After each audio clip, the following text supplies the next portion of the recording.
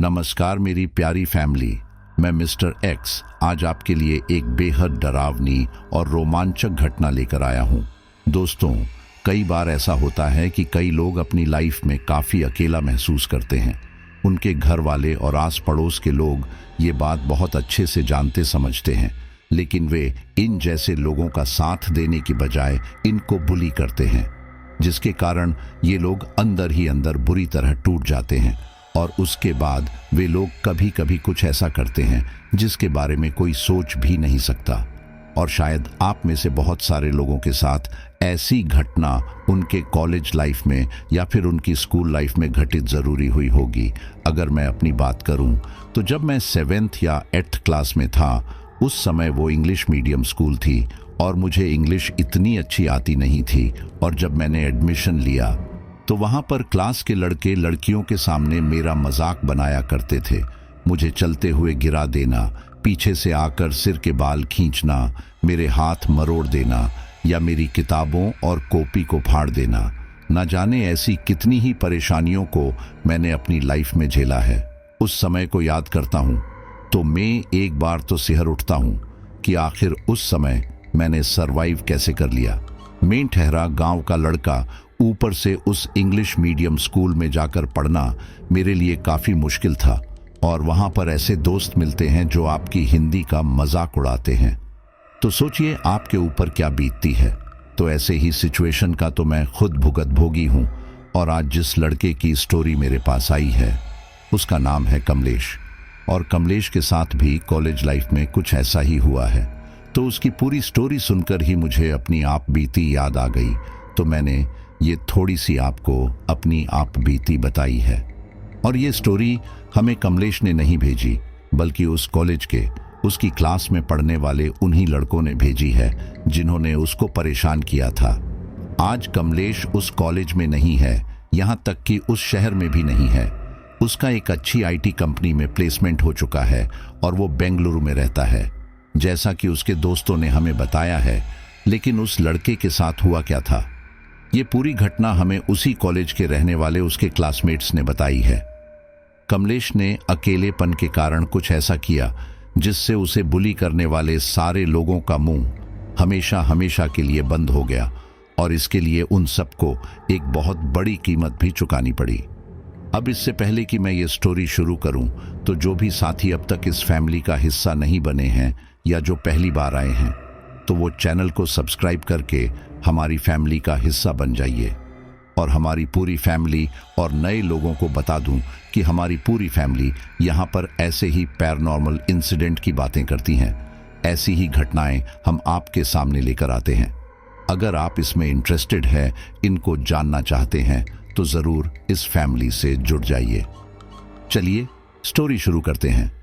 चेहरे पर अजीब सी मुस्कान लिए विपुल ने कहा, नवीन वो देख वो आ गया। विपुल की बात सुनकर नवीन का ध्यान भी उस ओर गया।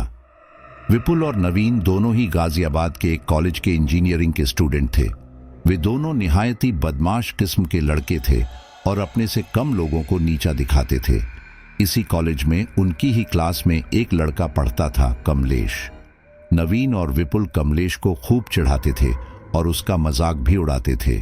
ऐसा नहीं है कि कमलेश ने कभी उनका पलट के जवाब नहीं दिया। जब कमलेश ने एक बार ऐसा किया तो उन लोगों ने उसे कॉलेज के बाहर आकर बहुत पीटा। इसी के साथ ही उसे बुरी तरह से बुली भी किया।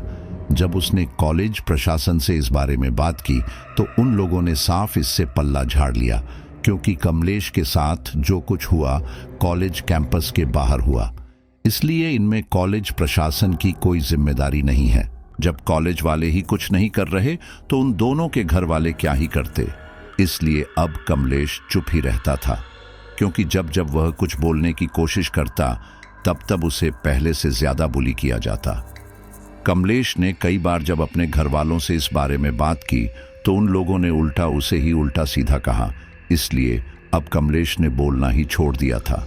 खैर, विपुल नवीन को देखकर कमलेश को पहले तो गुस्सा आया, लेकिन फिर अगले ही पल उसने अपने आप को शांत किया और फिर क्लास में आने लगा। कमलेश क्लास में आ ही रहा था कि तभी अचानक नवीन अपनी जगह से उठा और फिर कमलेश से जानकर टकराया। कमलेश दुबला पतला सा लड़का था जो कि पढ़ाई में भी कुछ खास अच्छा नहीं था। नवीन से टकराते ही कमलेश नीचे गिर पड़ा। उसके नीचे गिरते ही सारी क्लास ये देखकर हंसने लगी। इन्हीं सब के दौरान कमलेश की नज़र अपनी ही क्लास में पढ़ने वाली एक लड़की शीतल की ओर पड़ी, जो कि कमलेश को गिरा हुआ देखकर मुंह पर हाथ रखकर हंस रही थी। यह देखकर कमलेश को काफी बुरा लगा, लेकिन फिर अगले ही पल वह उठने की कोशिश करने लगा। तभी नवीन ने उसे दोबारा धक्का दिया और वह दोबारा गिर पड़ा। अब इससे पहले कि नवीन उसे दोबारा धक्का देता, क्लास में टीचर आ गए, जिस वजह से नवीन ने कमलेश को उठाया और फिर उसकी सीट पर बैठकर दोबारा से अपनी सीट पर आकर बैठ गया। क्लास में टीचर पढ़ाने लगे थे। ठीक इसी दौरान कमलेश को अपने पीछे से आवाज सुनाई दी। पता नहीं यार, कोई इतना बेशर्म कैसे हो सकता है। हमारे साथ तो कोई ऐसा कर ही नहीं सकता, और किसी ने ऐसा करने की कोशिश भी की तो मैं तो उसकी बैंड ही बजा दूं। तभी पीछे से एक आवाज आई, अरे तो हमारी बात अलग है, इन जैसे लोगों की बात अलग है, इनका हमारा क्या मुकाबला, ये तो हैं ही जलील लोग। कमलेश को पता था कि ये सब बातें उसे सुनाने के लिए की जा रही है, लेकिन कमलेश में उनका विरोध करने का दम नहीं था, इसीलिए वह चुप ही रहा। खैर, कुछ ही देर में क्लास खत्म हो गई और टीचर चले गए। उनके जाने के बाद विपुल कमलेश के पास आया और बोला, और भाई क्या हालचाल? वैसे क्या है ना कि तुम्हारे ग्रेड तो अच्छे आते नहीं हैं, इसलिए एक काम करना, कॉलेज खत्म होने के बाद चाट का ठेला लगा लेना। वो क्या है ना कि तुम्हें जॉब देगा ही कौन। ये सुनकर क्लास में मौजूद सारे बच्चे कमलेश पर हंसने लगे। यह देखकर कमलेश अपनी जगह से उठा और क्लास से जाने लगा। क्लास से निकलने के बाद कमलेश सीधा लाइब्रेरी में गया और वहां जाकर वह किताब ढूंढने लगा, लेकिन उसे वह किताब वहां नहीं मिली। जब वह वहां किताब ढूंढ रहा था, तब वहां काम करने वाला लाइब्रेरियन उसके पास आया और बोला, क्या ढूंढ रहे हो भाई साहब? कमलेश ने उसे उस किताब का नाम बताया। तब उस लाइब्रेरियन ने उसे बताया कि वह सारी किताबें फिलहाल बच्चों के पास है और अभी तक किसी ने भी किताबें जमा नहीं कराई हैं। कमलेश के लिए चिंता का विषय था, क्योंकि उसे तैयारी करनी थी और उसे वह किताब चाहिए थी। इसलिए वह कॉलेज से निकलकर सीधा बाहर किसी पब्लिक लाइब्रेरी में गया। वहां वह किताब ढूंढने के दौरान उसके हाथ में एक अलग किताब लगी, जिसका कवर उसे काफी आकर्षक लगा। किताब का टाइटल था अप्सरा साधना। कमलेश ने वह किताब खोलकर देखी तो पाया कि उसमें किसी अप्सरा को सिद्ध करने का तरीका लिखा हुआ था। कमलेश को वह किताब काफी ज्यादा आकर्षक लगी, लेकिन फिर अगले ही पल उसने उस किताब को रखा और फिर अपने मतलब की किताब को लेकर घर आ गया। कमलेश का ध्यान अब भी उस किताब पर था, इस वजह से वह पढ़ नहीं पा रहा था। खैर, अगले दिन वह वापस कॉलेज गया और वहां उसे कॉलेज के बाहर के गेट पर शीतल खड़ी दिखाई थी। कमलेश शीतल को पसंद करता था और आज उसे वहां अकेला देखकर उसने सोचा कि क्यों ना उसे अपने दिल की बात बताई जाए। इसलिए कमलेश शीतल के पास आया और बोला, हाय शीतल, कैसी हो? कमलेश को देखकर शीतल के चेहरे पर घृणा के भाव आ गए और वह बोली, मैं ठीक हूं, तुम्हें मुझसे कुछ काम था क्या? यह सुनकर कमलेश ने उसे कहा कि हाँ, बात तो करनी थी, और बहुत जरूरी बोलकर उसने शीतल को अपने दिल की सारी बात बताई। यह सब सुनकर शीतल को काफी ज्यादा गुस्सा आया और उसने कमलेश को एक जोरदार थप्पड़ जड़ दिया और कहा, तुम्हारी हिम्मत कैसे हुई मुझे यह सब बोलने की? कभी अपने आप को देखा है आईने में? यह सुनकर कमलेश दबी सी आवाज में बोला, अगर मैं तुम्हें नहीं पसंद तो तुम मना भी तो कर सकती हो। मैं कौन सा तुमसे कोई जबरदस्ती कर रहा हूं? मैंने तो बस जो मेरे दिल में था वही बताया। ये सुनकर शीतल का पारा 7वें आसमान पर जा पहुंचा और वह बोली, बकवास बंद करो समझे। एक तो तुम्हारी इतनी हिम्मत कि मुझे प्रपोज करने आए और अब मुझसे ही बोल रहे हो। मैं तुम्हें ऐसे ही छोड़ने वाली नहीं। इसके बाद शीतल सीधे प्रिंसिपल के कैबिन में गई और उनसे कमलेश की शिकायत की। उसने इस बात को काफी बड़ा चढ़ाकर बताया और साथ ही ये भी कहा कि कमलेश ने उसका हाथ पकड़कर उससे छेड़छाड़ की है। शीतल की बात सुनकर प्रिंसिपल ने कमलेश को बहुत डांटा और फिर उसे कुछ दिनों के लिए कॉलेज से रस्टिकेट कर दिया। कमलेश के घर वालों को यह सब बड़ा चढ़ाकर बताया गया। शीतल ने भी सबसे यही कहा कि कमलेश ने उसे छेड़ा था। ये सब सुनकर कमलेश के घर वालों ने उसे बहुत खरी खोटी सुनाई और अब कमलेश का घर से निकलना भी मुश्किल हो गया था। ये बात आस पड़ोस में बुरी तरह से फैल गई थी कि कमलेश ने किसी लड़की को छेड़ा था। इस वजह से कमलेश और उसके घर वालों की काफी बदनामी हो रही थी। कमलेश, जो कि पहले ही काफी दब्बू किस्म का था, इन सब से और ज्यादा परेशान रहने लगा। उसके घर वाले गुस्से में अक्सर उसे ताने देते, जिस वजह से कमलेश पूरा पूरा दिन कमरे में बंद रहने लगा। इन्हीं सब के दौरान एक सुबह कमलेश के पिता गुस्से में बोले, ना पढ़ाई में अच्छा है, ना तू किसी काम का है। अब कॉलेज से तो तू कुछ दिनों के लिए निकाला ही गया है, लेकिन क्या फेल होने का इरादा है? थोड़ा पढ़ भी लिया कर। इन सब से कमलेश ने दोबारा से उस लाइब्रेरी में जाकर थोड़ी देर पढ़ने का सोचा। उसने अपना बैग उठाया और घर से बाहर निकल पड़ा। कमलेश के बाहर निकलते ही आसपास के लोग उसे अजीब निगाहों से घूरने लगे। जब कमलेश कुछ आगे चला गया तब उसे एक औरत की आवाज सुनाई दी, अरे सब लड़कियों को बोल दो कि जरा घर के अंदर रहे, बाहर लफंगे बहुत घूम रहे हैं। ये सुनकर कमलेश अपनी जगह रुका, लेकिन फिर अगले ही पल तेजी से वो वहां से निकल गया। लाइब्रेरी में आकर कमलेश पढ़ने की कोशिश बहुत कर रहा था, लेकिन सब लोगों के तानों के कारण उसका मन पढ़ाई में लग नहीं पा रहा था। वो सारी बातें याद करके कमलेश मन ही रोते हुए बोला, क्या इस दुनिया में कोई भी ऐसा नहीं है जो मुझसे प्यार करे? मैं बहुत अकेला हूं। हे भगवान, या तो मेरे जीवन में किसी ऐसे को भेज दीजिए जो मुझे समझे, मुझसे प्यार करे, या फिर मुझे उठा लीजिए। मन ही मन ये सब सोचते हुए कमलेश काफी देर तक वहीं बैठा रहा। काफी देर बाद जब उसे लगा कि वो नहीं पढ़ पाएगा, इसलिए वो उठकर जाने लगा। लेकिन ठीक इसी दौरान उसकी नजर उस जगह पर पड़ी जहां पर अप्सरा साधना की किताब रखी हुई थी। न जाने कमलेश ने क्या सोचा और वो उस तरफ जाने लगा। कमलेश ने वहां पहुंचकर उस रहस्यमयी अप्सरा साधना की किताब को उठाया और फिर उसे लेकर पढ़ने लगा। अप्सरा, जो कि देवताओं के पास थी और जिसे समय समय पर देवता आर्षि मुनियों की साधना भंग करने के लिए भेजा करते थे, सदा जवान और खूबसूरत रहने वाली रहस्यमयी अप्सराओं को भी सिद्ध किया जा सकता है, जो कि उस किताब में लिखा था। इसी के साथ ही अप्सराओं को सिद्ध करने का पूरा तरीका भी लिखा हुआ था। इसी के साथ ही कुछ सावधानियां भी लिखी हुई थीं और हिदायतें दी थीं कि अप्सरा साधना के दौरान हुई कोई भी गलती साधक के लिए बहुत ही ज्यादा खतरनाक हो सकती है। लेकिन अगर साधक ने अप्सरा को सिद्ध कर लिया तो वो आजीवन उसके साथ ही रहेगी और उसे प्यार करती रहेगी। ये सब पढ़कर कमलेश की आंखों में चमक आ गई और फिर उसने सोचा कि परेशान तो वो वैसे भी है। अगर अप्सरा साधना उसने अच्छे से पूरी कर ली तो उसे हमेशा प्यार करने वाला एक साथी मिलेगा, और अगर कोई गड़बड़ हुई तो अब वो कौन सा सुखी है। यही सोचकर उसने अप्सरा साधना की किताब उठाई और उसे लेकर घर आ गया। घर आकर उसने पूरी रात बैठकर उस किताब को पढ़ा और फिर उसने उस किताब में दिए गए सामान की लिस्ट बनाकर उसे इकट्ठा करना शुरू किया। पूर्णिमा आने वाली थी और किताब में लिखे अनुसार पूर्णिमा की रात से यह साधना करना अच्छा माना जाता है। खैर, कमलेश ने किताब में कहे अनुसार सारी चीजों को इकट्ठा किया और फिर आने वाली पूर्णिमा की रात को यह साधना करना शुरू किया। सबके सोने के बाद नहा धोकर साफ सुथरे कपड़े पहनकर एक चौकी पर गुलाबी कपड़ा बिछाकर कमलेश ने अजीब से मंत्रों का उच्चारण करना शुरू किया। कमलेश काफी ध्यान लगाकर वो मंत्रोच्चारण कर रहा था। उसे पता ही नहीं चला कि कब उसने वो साधना कर ली। खैर, आज की रात साधना करने के बाद कमलेश सो गया। यहाँ एक बात अजीब हुई और वो ये कि साधना करने के बाद कमलेश अपने आप को काफी तरोताजा महसूस कर रहा था। अगले दिन उठकर वो नाश्ता करके लाइब्रेरी की ओर जाने लगा। इस दौरान हर बार की तरह सब लोगों ने उसे ताने मारे, लेकिन इस बार कमलेश ने उनके ऊपर कोई ध्यान नहीं दिया। कमलेश लाइब्रेरी जाकर बहुत अच्छे से ध्यान लगाकर पढ़ा और फिर घर आ गया।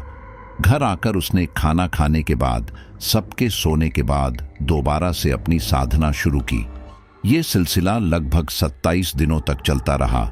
इस दौरान कमलेश ने कॉलेज जाना वापस से शुरू कर दिया था और कॉलेज में वही सब चल रहा था, बल्कि अब तो उसे सब शीतल की वजह से चिढ़ाने भी लगे थे। लेकिन कमलेश का मन अब काफी शांत हो चुका था, इसलिए वो किसी की बात पर रिएक्ट नहीं कर रहा था। खैर, 27 दिन बाद साधना करके जब कमलेश सोने लगा तो उसे किसी का स्पर्श अपनी बाजुओं पर महसूस हुआ। ये देखकर कमलेश काफी ज्यादा घबरा गया और उसने जल्दी से लाइट जलाई। जब उसने लाइट जलाई तो हैरान रह गया, क्योंकि उसके बिस्तर के पास सोने के गहनों से लदी हुई एक खूबसूरत लड़की खड़ी थी। उस लड़की ने सफेद लहंगा और चोली के साथ पारदर्शी चुन्नी पहनी हुई थी, जिससे कि उसके कमर का हिस्सा साफ दिखाई दे रहा था। उस लड़की को देखकर कमलेश हैरानी से बोला, आप कौन हैं और मेरे घर में क्या कर रही हैं? ये सुनकर वह लड़की अपनी मधुर आवाज में मुस्कुराते हुए बोली, अरे, आपने ही तो मुझे बुलाया है, भूल गए? कितने दिनों से आप मुझे साधने का प्रयत्न कर रहे हैं। ये सुनकर कमलेश हैरानी से बोला, आप अप्सरा हैं? वो लड़की बोली, जी, मैं अप्सरा नयनी। ये सुनकर कमलेश अपने आप को संभाल ना सका। इतने दिनों से वो सबके बर्ताव के कारण काफी टूट चुका था, इसलिए वो रोते हुए नयनी के गोद में सिर रखकर बोला, आप इतना लेट क्यों आई? मैं बहुत परेशान था। अब आप मुझे छोड़कर तो नहीं जाएंगी ना? नयनी ने ना में अपनी गर्दन हिलाई और फिर कमलेश ऐसे ही नयनी का हाथ थामकर सो गया। अगले दिन काफी समय होने को आया था, लेकिन कमलेश अभी तक कॉलेज जाने को तैयार नहीं था। बाहर से आते शोर के कारण नयनी उससे पूछ ही बैठी, कमलेश, तुम पढ़ने क्यों नहीं जा रहे, जबकि तुम्हारी तबीयत भी सही है? तब कमलेश बोला, मैं कॉलेज नहीं जाऊंगा। मेरे जाने के बाद आप मुझे छोड़कर चली जाओगी। मैं आपको जाने नहीं दूंगा। ये सुनकर नयनी मुस्कुराई और बोली, ऐसा कुछ नहीं होगा। जब तक तुम मुझे जाने को नहीं बोल देते, मैं नहीं जाने वाली। और अगर फिर भी तुमको ऐसा लगता है तो एक काम करते हैं, मैं भी तुम्हारे साथ ही चलती हूं। ये सुनकर कमलेश ने पहले तो हां कर दी, लेकिन फिर वो बोला, अगर किसी ने आपको देख लिया तो? नयनी बोली, तुम्हारे अलावा मुझे कोई और देख सुन नहीं सकता, इसलिए निश्चिंत रहो। ये सुनकर कमलेश ने राहत की सांस ली और फिर वो कॉलेज के लिए तैयार होकर नयनी के साथ निकल पड़ा। आज नयनी के साथ होने से कमलेश काफी खुश था। नयनी पूरे रास्ते कमलेश से बात करती रही और कॉलेज आने के बाद जब कुछ लोग उसका मजाक उड़ाने की कोशिश कर रहे थे, तब कमलेश ने उनकी बात का कोई जवाब नहीं दिया। कमलेश को ऐसे खुश देखकर नवीन को काफी गुस्सा आ रहा था। वहीं शीतल भी तेज आवाज में बोली, देखो तो, आजकल के लोगों को तो बिल्कुल शर्म ही नहीं बची है। इतना करने के बाद भी ऐसे अकड़ कर चलते हैं। कोई शरीफ इंसान होता तो अब तक तो चुल्लू भर पानी में डूब मरता। ये सब सुनकर नयनी को काफी गुस्सा आया। उस समय नयनी ने ध्यान दिया कि यहाँ के लोगों को कमलेश से काफी दिक्कत है, लेकिन कमलेश सब कुछ झेल क्यों रहा है? ये बात उसने कमलेश से पूछी। तब कमलेश बोला, क्या बताऊं, मैंने कई बार कोशिश की इनके खिलाफ बोलने की, लेकिन ये सब मिलकर मेरे खिलाफ खड़े हो जाते हैं। इसलिए अब मैंने बोलना ही छोड़ दिया है। बस अब जैसे तैसे मैं अपनी पढ़ाई पूरी करके यहाँ से निकलूं, उसके बाद मुझे इन लोगों का मुंह नहीं देखना पड़ेगा। इस पर नयनी कुछ ना बोली, लेकिन वो अपने सामने अपने साधक के साथ ये सब होता नहीं देख सकती थी, इसलिए उसने इन सबको सबक सिखाने की ठानी। वहीं विपुल ने कमलेश को परेशान करने के लिए पेन का ढक्कन कमलेश के सिर पर मारने की कोशिश की, लेकिन ठीक इसी दौरान क्लास में टीचर आ गए और नयनी ने भी अपनी शक्तियों से उस पेन के ढक्कन की दिशा बदलकर टीचर के ऊपर कर दी। टीचर ने विपुल को ये करते हुए देख लिया था, इसलिए वे गुस्से में बोले, ए विपुल, ये क्या बदतमीजी है? ये सुनकर विपुल काफी घबरा गया और बोला, सर, वो आपके लिए नहीं था। ये सुनकर टीचर बोले, मेरे लिए नहीं था मतलब? किसे परेशान कर रहे थे तुम ऐसे? इस पर विपुल चुप हो गया। ये देखकर टीचर गुस्से में बोले, तुम ऐसे नहीं मानोगे। अभी के अभी मेरे साथ प्रिंसिपल के केबिन में चलो, तुम्हें तो मैं वहां बताता हूं। विपुल कुछ ना बोलते हुए उनके साथ जाने लगा। ठीक इसी दौरान विपुल का हाथ टीचर की पीठ पर गया, जिससे वे अनसुलित होकर नीचे गिर पड़े। ये देखकर टीचर को काफी गुस्सा आया और उन्होंने विपुल को एक जोरदार थप्पड़ जड़ दिया और कहा, तुम्हें ज्यादा ही मस्ती चढ़ी है ना, रुको बताता हूं तुम्हें। बोलकर उन्होंने विपुल का हाथ पकड़ा और उसे क्लास से बाहर ले जाने लगे। उनके क्लास से निकलते ही पूरी क्लास में शोर शराबा होने लगा। वहीं कमलेश हैरानी से नयनी की ओर देखने लगा। ये देखकर नयनी बोली, हाँ, अगर ये लोग तुम्हें परेशान करने की कोशिश करेंगे तो मैं इन्हें थोड़ी ना करने दूंगी। अब इसके लिए उन्हें सजा तो मिलेगी ही। ये सुनकर कमलेश के चेहरे पर मुस्कान आ गई। इसी दौरान कमलेश को ऐसे मुस्कुराते हुए देखकर नवीन उसके पास आया और बोला, क्या बे, ज्यादा ही दांत निकल रहे हैं तेरे? ये सुनकर कमलेश हिम्मत करके बोला, देखो नवीन, मैंने अभी तुम्हें कुछ कहा नहीं है, इसलिए तुम मुझे परेशान करना बंद करोगे। ये सुनकर नवीन का गुस्सा सातवें आसमान पर जा पहुंचा और उसने कमलेश के मुंह पर एक जोरदार घूंसा जड़ दिया और कहा, ज्यादा ही जबान चल रही है तेरी। तू भूल गया जब तुझे मार मार कर बंदर बनाया था? ये सब देखकर सारे लोग हंसने लगे। वहीं इसी दौरान नवीन उसे गुस्से में लात मारने लगा। नयनी, जो कि ये सब देख रही थी, उसे इस पर काफी गुस्सा आ रहा था। कमलेश उससे बचने की काफी कोशिश कर रहा था, लेकिन बच नहीं पा रहा था। वहीं कोई भी उसे बचाने आगे नहीं आया। कुछ देर बाद एक लड़का बोला, अरे नवीन, सर आ गए। ये सुनकर नवीन ने कमलेश को उठाया और कहा, अपना मुंह बंद रखना समझे, वरना कॉलेज के बाहर हाथ पैर तोड़ दूंगा और फिर कॉलेज वाले कोई एक्शन भी नहीं लेंगे, क्योंकि कॉलेज के बाहर कुछ भी हो उसकी जिम्मेदारी कॉलेज की नहीं है। इस पर कमलेश कुछ नहीं बोला और आकर अपनी सीट पर बैठ गया। टीचर आकर उन सबको पढ़ाने लगे, लेकिन इन सब के दौरान नयनी का ध्यान नवीन के ऊपर था और वो कैसे भी करके उसे सबक सिखाना चाहती थी। कॉलेज के बाद कमलेश नयनी के साथ वापस घर आ गया, लेकिन उसके आसपास के लोग भी उससे वैसा ही बर्ताव कर रहे थे। शाम को कमलेश के पिता घर आए और बोले, इस लड़के की वजह से मेरा बाहर निकलना बंद हो गया है, समझ नहीं आ रहा कि क्या करें। कमलेश के 2 भाई और थे जो कि हर मामले में सही थे, जिस वजह से उसके माता पिता कमलेश को उनसे कम ही समझते थे। अपने भाइयों में कमलेश मंझला था।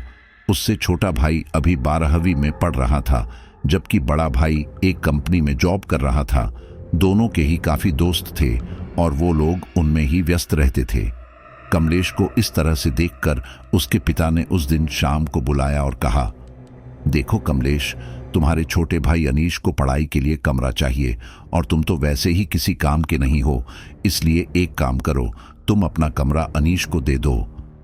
ये सुनकर कमलेश हैरानी से बोला, लेकिन फिर मैं कहाँ रहूंगा? मुझे भी पढ़ने के लिए कोई कमरा तो चाहिए। उसके पिता गुस्से में बोले, तुम हॉल में पढ़ लेना, वैसे भी तुम 3rd डिवीजन से पास होते हो, ऐसा कौन सा तीर मार रहे हो? ये बोलकर उन्होंने बात वहीं खत्म कर दी और अब मजबूरन कमलेश को अपना सामान उठाकर वहीं बैठक वाले कमरे में आना पड़ा। देर रात कमलेश कमरे में सो रहा था कि तभी नयनी वहां से गायब हो गई। नयनी वहां से सीधे नवीन के घर गई। उस समय नवीन फोन पर किसी लड़की से बात कर रहा था। इसी दौरान अचानक से नयनी ने एक भयानक भेष धरा और फिर अपना सफेद भयानक चेहरा सीधे नवीन के चेहरे के पास ले आई। एक भयानक सफेद चेहरे वाली महिला को अपने इतने पास देखकर नवीन काफी ज्यादा घबरा गया और डर के मारे चीख पड़ा। उसकी चीख उसके घर वालों के साथ साथ उस लड़की ने भी सुनी और उसे इस तरह से चीखता देखकर उस लड़की ने उससे चीखने का कारण पूछा, लेकिन नवीन ने उसका कोई जवाब नहीं दिया। वो अब भी आंखें फाड़े नयनी की ओर देख रहा था। इसी दौरान नयनी बोली, तुमको बहुत आनंद आता है ना मासूम लोगों को परेशान करने में? अब मैं बताती हूं कि परेशान करना किसे कहते हैं। ये सुनकर नवीन घबराते हुए बोला, मैंने तो आज तक किसी को परेशान नहीं किया, आपको जरूर कोई गलतफहमी हुई होगी। ये सुनकर नयनी गुस्से में बोली, झूठ, मैंने तुम्हें तुम्हारे सहपाठी को पीटते हुए खुद देखा था। अब भले ही वो बेचारा कुछ ना बोले, लेकिन मैं तुम्हें छोड़ने नहीं वाली।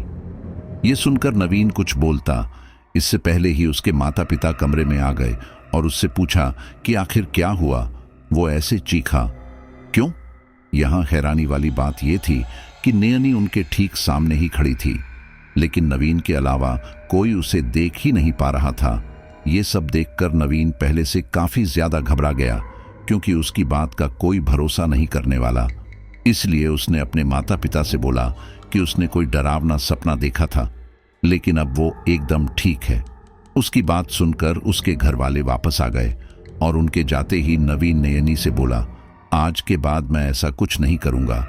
ये सुनकर नयनी बोली, ठीक है, लेकिन कल के कल ही तुम सबके सामने उस लड़के से माफी मांगोगे, और अगर तुमने ऐसा नहीं किया तो याद रखना मैं तुम्हें छोड़ूंगी नहीं। इसके लिए नवीन ने हाँ कर दी और फिर नैनी वहां से चली गई। नैनी घर तो आ गई, लेकिन उसने इस बारे में कमलेश से कुछ नहीं कहा। अगले दिन कमलेश नैनी के साथ बातें करते हुए कॉलेज आया, लेकिन आज वहां का माहौल थोड़ा अजीब था। कमलेश कॉलेज कैंपस में ही आया था कि तभी नवीन उसके पास आया और बोला, मुझे माफ कर दो कमलेश, मैंने तुम्हारे साथ काफी गलत किया, लेकिन आज के बाद मैं ऐसा नहीं करूंगा। ये सुनकर कमलेश का मुंह खुला का खुला रह गया। उसे यकीन नहीं हो रहा था कि नवीन उससे ऐसे माफी मांग सकता है। वहीं सारे बच्चे भी हैरानी से ये सब देख रहे थे। इसी दौरान शीतल वहां आई और बोली, अरे नवीन, इस जैसे घटिया इंसान से माफी क्यों मांग रहे हो? यह सुनकर नवीन गुस्से में बोला, घटिया ये नहीं बल्कि घटिया तुम हो, जो किसी की सच्ची मोहब्बत तुम्हें दिखती नहीं। अरे समझ जाओ तुम, वरना आगे चलकर बहुत पछताओगी। और ये जो मॉडर्न बनने के चक्कर में तुम उस लड़के के साथ घूमती रहती हो, वो क्या तुम्हारे लिए सही है? ये सुनकर शीतल को काफी गुस्सा आया और वो वहां से चली गई। उसके जाने के बाद नवीन बोला, इसकी छोड़ो, ये लड़की तो पागल है, लेकिन तुम मुझे माफ कर दो प्लीज। ये सुनकर कमलेश बोला, देखो नवीन, तुम बार बार ये मत बोलो, मेरे मन में तुम्हारे लिए कुछ नहीं है, इसलिए छोड़ो ये बात और जाओ यहां से। ये सुनकर नवीन वहां से चला गया। वहीं कमलेश नयनी से बोला, आपने इसके साथ क्या किया ऐसा?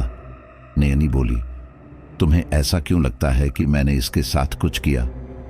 कमलेश बोला, क्योंकि ये लातों के भूत हैं, इतनी आसानी से मानने वाले लोग नहीं हैं और मेरे लिए बोलने वाला कोई है भी नहीं। तब नयनी बोली, हाँ, लेकिन मैं तो हूं, वैसे वो लड़की तुम्हारी कौन लगती है? ये सुनकर कमलेश बोला, मैं उससे प्यार करता था, लेकिन उसने मेरा प्यार ठुकरा दिया। लेकिन अब मैं उससे बिल्कुल प्यार नहीं करता। अगर मैं किसी के साथ रहना चाहता हूं तो वह तुम हो। मैं तुम्हें छोड़ना नहीं चाहता। वादा करो, तुम भी मुझे छोड़कर नहीं जाओगी। ये सुनकर नयनी बोली, तुम मुझे छोड़कर जा भी नहीं सकते, क्योंकि एक बार अगर कोई मेरी साधना कर लेता है तो वह सदा सदा के लिए मेरा हो जाता है, और अब तुम भी मुझे छोड़कर कहीं नहीं जा सकते। और अगर तुमने ऐसा करने की सोची दी तो याद रखना, मैं तुम्हारा जीवन खराब कर दूंगी। इस पर कमलेश ने कुछ नहीं कहा, लेकिन उसका इरादा नयनी के साथ हमेशा रहने का था, क्योंकि नयनी ही ऐसी थी जो उसे समझ सकती थी और उसने हमेशा उसकी साथ ही दिया था। अब कमलेश को ज्यादा कोई परेशान नहीं कर रहा था। इस वजह से कमलेश काफी खुश था और इस वजह से वह पढ़ाई में भी काफी अच्छे से मन लगा पा रहा था। लेकिन घर जाने के बाद उसके घर वालों और आज पड़ोस वालों का रूखा बर्ताव उसे अब भी परेशान कर रहा था। घर आकर कमलेश बैठकर पढ़ने लगा, लेकिन ठीक इसी दौरान आस पड़ोस की कुछ औरतें वहां आकर उसकी मां से बातें करने लगी। अब क्योंकि वह बैठक का कमरा था, इस वजह से वह सारी वहीं बैठकर बातें कर रही थी और कमलेश वहां पढ़ नहीं पा रहा था। कमलेश ने अपनी मां से इस बारे में कहा तो उसकी मां उस पर भड़क गई और बोली, तू तो ऐसा बोल रहा है जैसे कि तू क्लास में टॉप करता है। हर बार ही तू सिर्फ 3rd डिवीजन से पास हो जाता है और अभी भी ऐसा ही होगा। तो हमारे सामने तो तू ऐसा नाटक कर ही मत। अगर तू थोड़ी देर नहीं पढ़ेगा तो कहीं फेल नहीं हो जाएगा। यह सुनकर कमलेश को बुरा तो लगा, लेकिन वह इसमें कुछ कर नहीं सकता था, क्योंकि अगर उसने इस बारे में ज्यादा बात की तो उसे और भी तरह की बातें सुनने को मिलेगी। इसलिए उसने अपना बैग उठाया और लाइब्रेरी की तरफ चला गया। वहीं दूसरी तरफ नयनी को यह सब देखकर काफी गुस्सा आया। वह कमलेश के साथ लाइब्रेरी तो आ गई, लेकिन उसे फिर लाइब्रेरी में छोड़कर वह वापस घर आई। कमलेश की मां और आस पड़ोस की औरतें अभी भी आपस में बातें करने में लगी हुई थी। यह देख नयनी को काफी गुस्सा आया। उसने देखा कि कमलेश अपनी तरफ से पूरी कोशिश कर रहा है, लेकिन उसका साथ कोई नहीं दे रहा। इसलिए उसने इन सबको भी सबक सिखाने की ठानी। जब वह सारी औरतें आपस में बात कर रही थी, ठीक इसी दौरान वहां कमरे में मौजूद खिड़की एकदम से खुल गई और उस खिड़की में से एक तेज हवा का झोंका सीधा अंदर आया। अचानक से खिड़की को खुलता देखकर वह सारी महिलाएं काफी ज्यादा घबरा गईं। उन्हें समझ नहीं आ रहा था कि अचानक से खिड़की कैसे खुल गई। कमलेश की मां ने जाकर खिड़की बंद की और फिर वापस आकर बैठ गई, लेकिन फिर अगले ही पल वह खिड़की दोबारा खुल गई। यह देखकर वह सारी महिलाएं काफी ज्यादा घबरा गईं और अपने अपने घरों की ओर निकल गई। वहीं कमलेश की मां को भी इन सब से घबराहट होने लगी और वह भी रसोई की तरफ भागी। ये सब करने के बाद नयनी वापस लाइब्रेरी आ गई। उसने देखा कि कमलेश एकदम ध्यानमग्न होकर पढ़ रहा था। नैनी उसे ध्यान से देखती रही। न जाने वे दोनों ऐसे ही कब तक बैठे रहे। फिर कुछ देर बाद कमलेश का ध्यान घड़ी की तरफ गया और वह बोला, आज तो सच में काफी समय हो गया पढ़ते पढ़ते। माफ करना नयनी कि मैं तुम पर ध्यान नहीं दे पाया। नयनी मुस्कुराते हुए बोली, कोई बात नहीं, तुम पढ़ाई में इतने खोए हुए थे, इसीलिए मैंने तुम्हें परेशान नहीं किया। मुझे पूरा यकीन है कि अगर तुम ऐसे ही पढ़ते रहे तो तुम आगे बहुत नाम कमाओगे। नयनी की इस बात ने कमलेश के अंदर की इच्छा शक्ति को और प्रबल कर दिया और अब वो कैसे भी करके और बेहतर करने की कोशिश करने लगा। कमलेश नयनी को परेशान भी नहीं करना चाहता था, इसलिए अगले दिन वह नयनी को लेकर झील पर आया। वे दोनों वहां शांति से बैठकर बातें करते रहे और फिर कुछ देर बाद वे दोनों दोबारा घर आ गए। घर जाकर कमलेश हाल में पढ़ने लगा और इस दौरान नयनी ने इस बात का ख्याल रखा कि कोई भी कमरे के अंदर जाकर उसे परेशान न करे। वहीं दूसरी तरफ विपुल को जो सजा मिली थी उसका जिम्मेदार वह कमलेश को मानता था, इसलिए उसने सोचा कि वह कैसे भी करके कमलेश को सबक सिखाएगा। अगले दिन जब कमलेश कॉलेज से घर जाने लगा तो विपुल ने अपने कुछ साथियों के साथ कमलेश का रास्ता रोका। आज फिर गुस्से से कमलेश को घूरते हुए कहा, तेरी वजह से मुझे इतना कुछ सुना पड़ा। आज मैं तुझे छठी का दूध याद दिला दूंगा। अब इससे पहले कि कमलेश कुछ करता, विपुल और उसके साथी कमलेश को बुरी तरह से मारने लगे। कमलेश उसे बार बार छोड़ देने के लिए बोलता रहा, लेकिन वे लोग नहीं माने। वहीं इन सबसे नयनी को काफी ज्यादा गुस्सा आया और फिर उसने कमलेश के शरीर में अपनी ऊर्जा का एक अंश दिया। इसी के साथ ही कमलेश की नस नस में ऊर्जा का संचार होने लगा और फिर देखते ही देखते कमलेश ने विपुल और उसके साथियों को बुरी तरह से पीट दिया। उनमें से कियों के तो हाथ पैर टूट गए। विपुल को यकीन नहीं हो रहा था कि कमलेश जैसे लड़के में इतना दम कहां से आ गया, लेकिन वह कुछ बोल भी नहीं पा रहा था क्योंकि दर्द की वजह से वह बोल ही नहीं पा रहा था। खैर, उन लोगों को बुरी तरह से पीटने के बाद कमलेश का अपने शरीर पर वापस नियंत्रण हुआ। उन लोगों को बुरी तरह से पीटने के बाद कमलेश को यकीन नहीं हो रहा था कि उसने क्या कर डाला। उसने उन सब से कहा, मुझे समझ नहीं आ रहा कि यह सब कैसे हुआ, लेकिन क्या तुम लोग ठीक हो? रुको, मैं किसी को मदद के लिए बुलाकर लाता हूं। बोलकर कमलेश फौरन वहां से गया और फिर एक ऑटो को लेकर वहां आया। उसने उन सभी लोगों को बड़ी मुश्किल से ऑटो के अंदर डाला और फिर उन्हें लेकर अस्पताल आ गया। अस्पताल में उनका इलाज शुरू हुआ और फिर उनसे पूछा गया कि आखिर उनकी इतनी बुरी हालत कैसे हुई।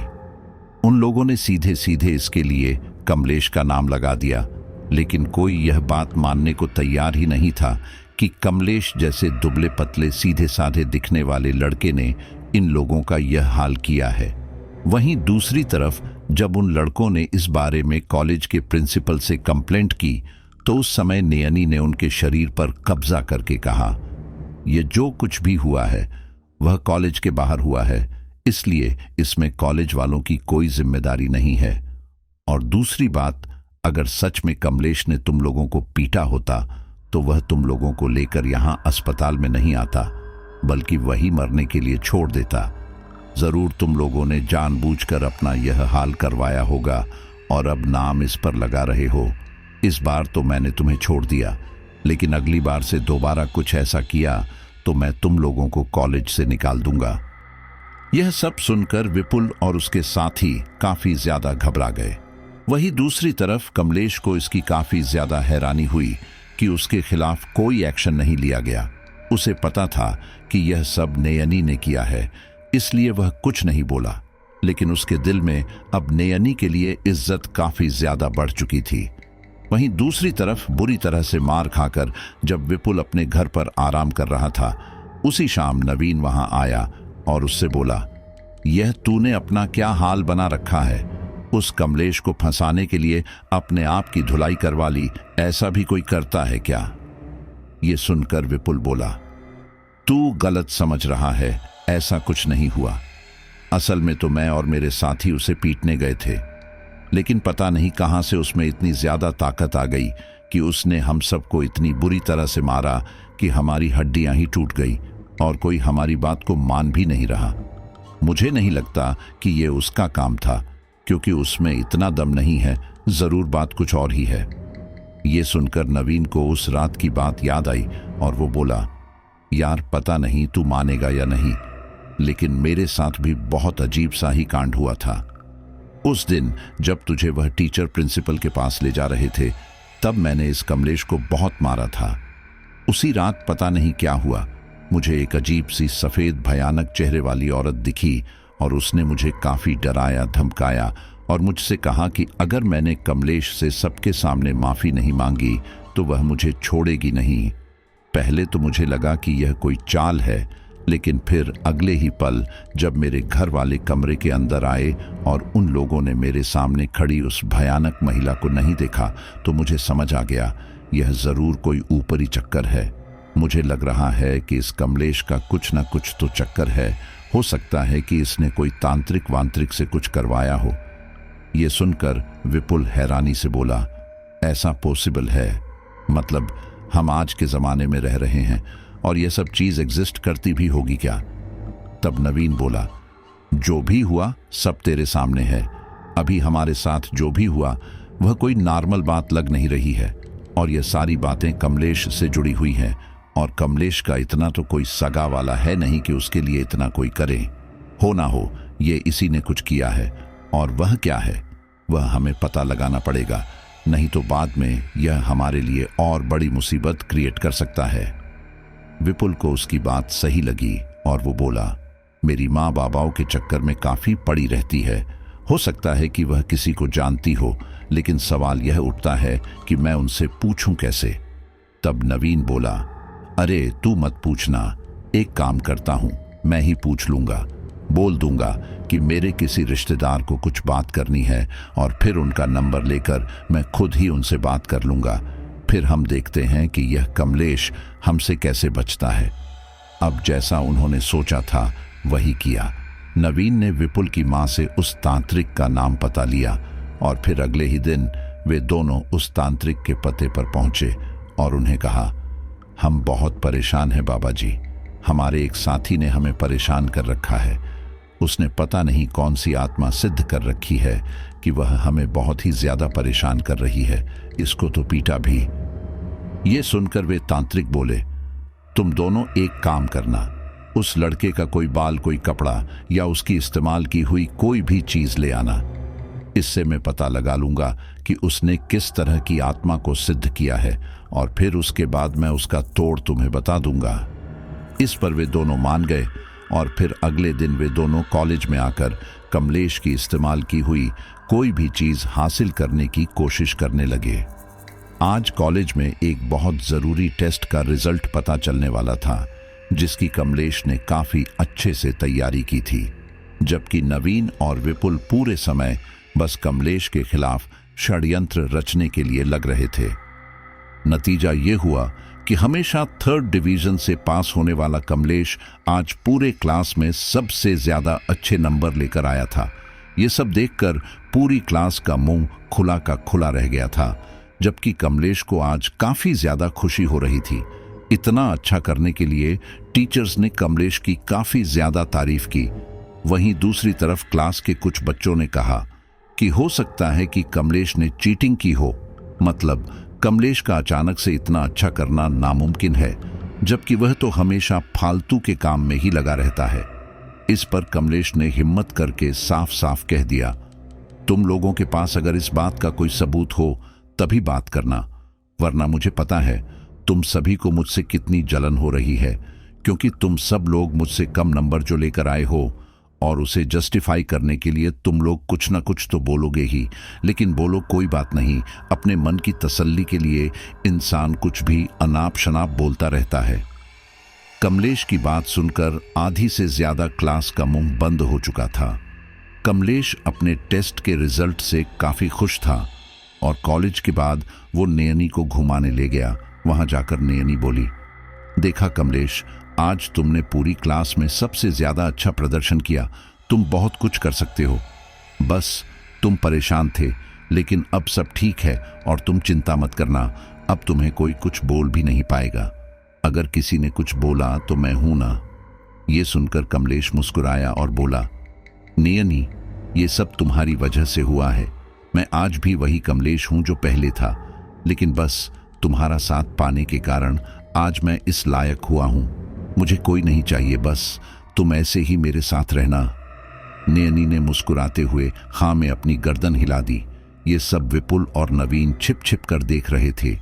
कमलेश को खुद से बातें करता देखकर अब उन्हें पूरा यकीन हो चुका था कि मामला जरूर कुछ ना कुछ तो गड़बड़ है।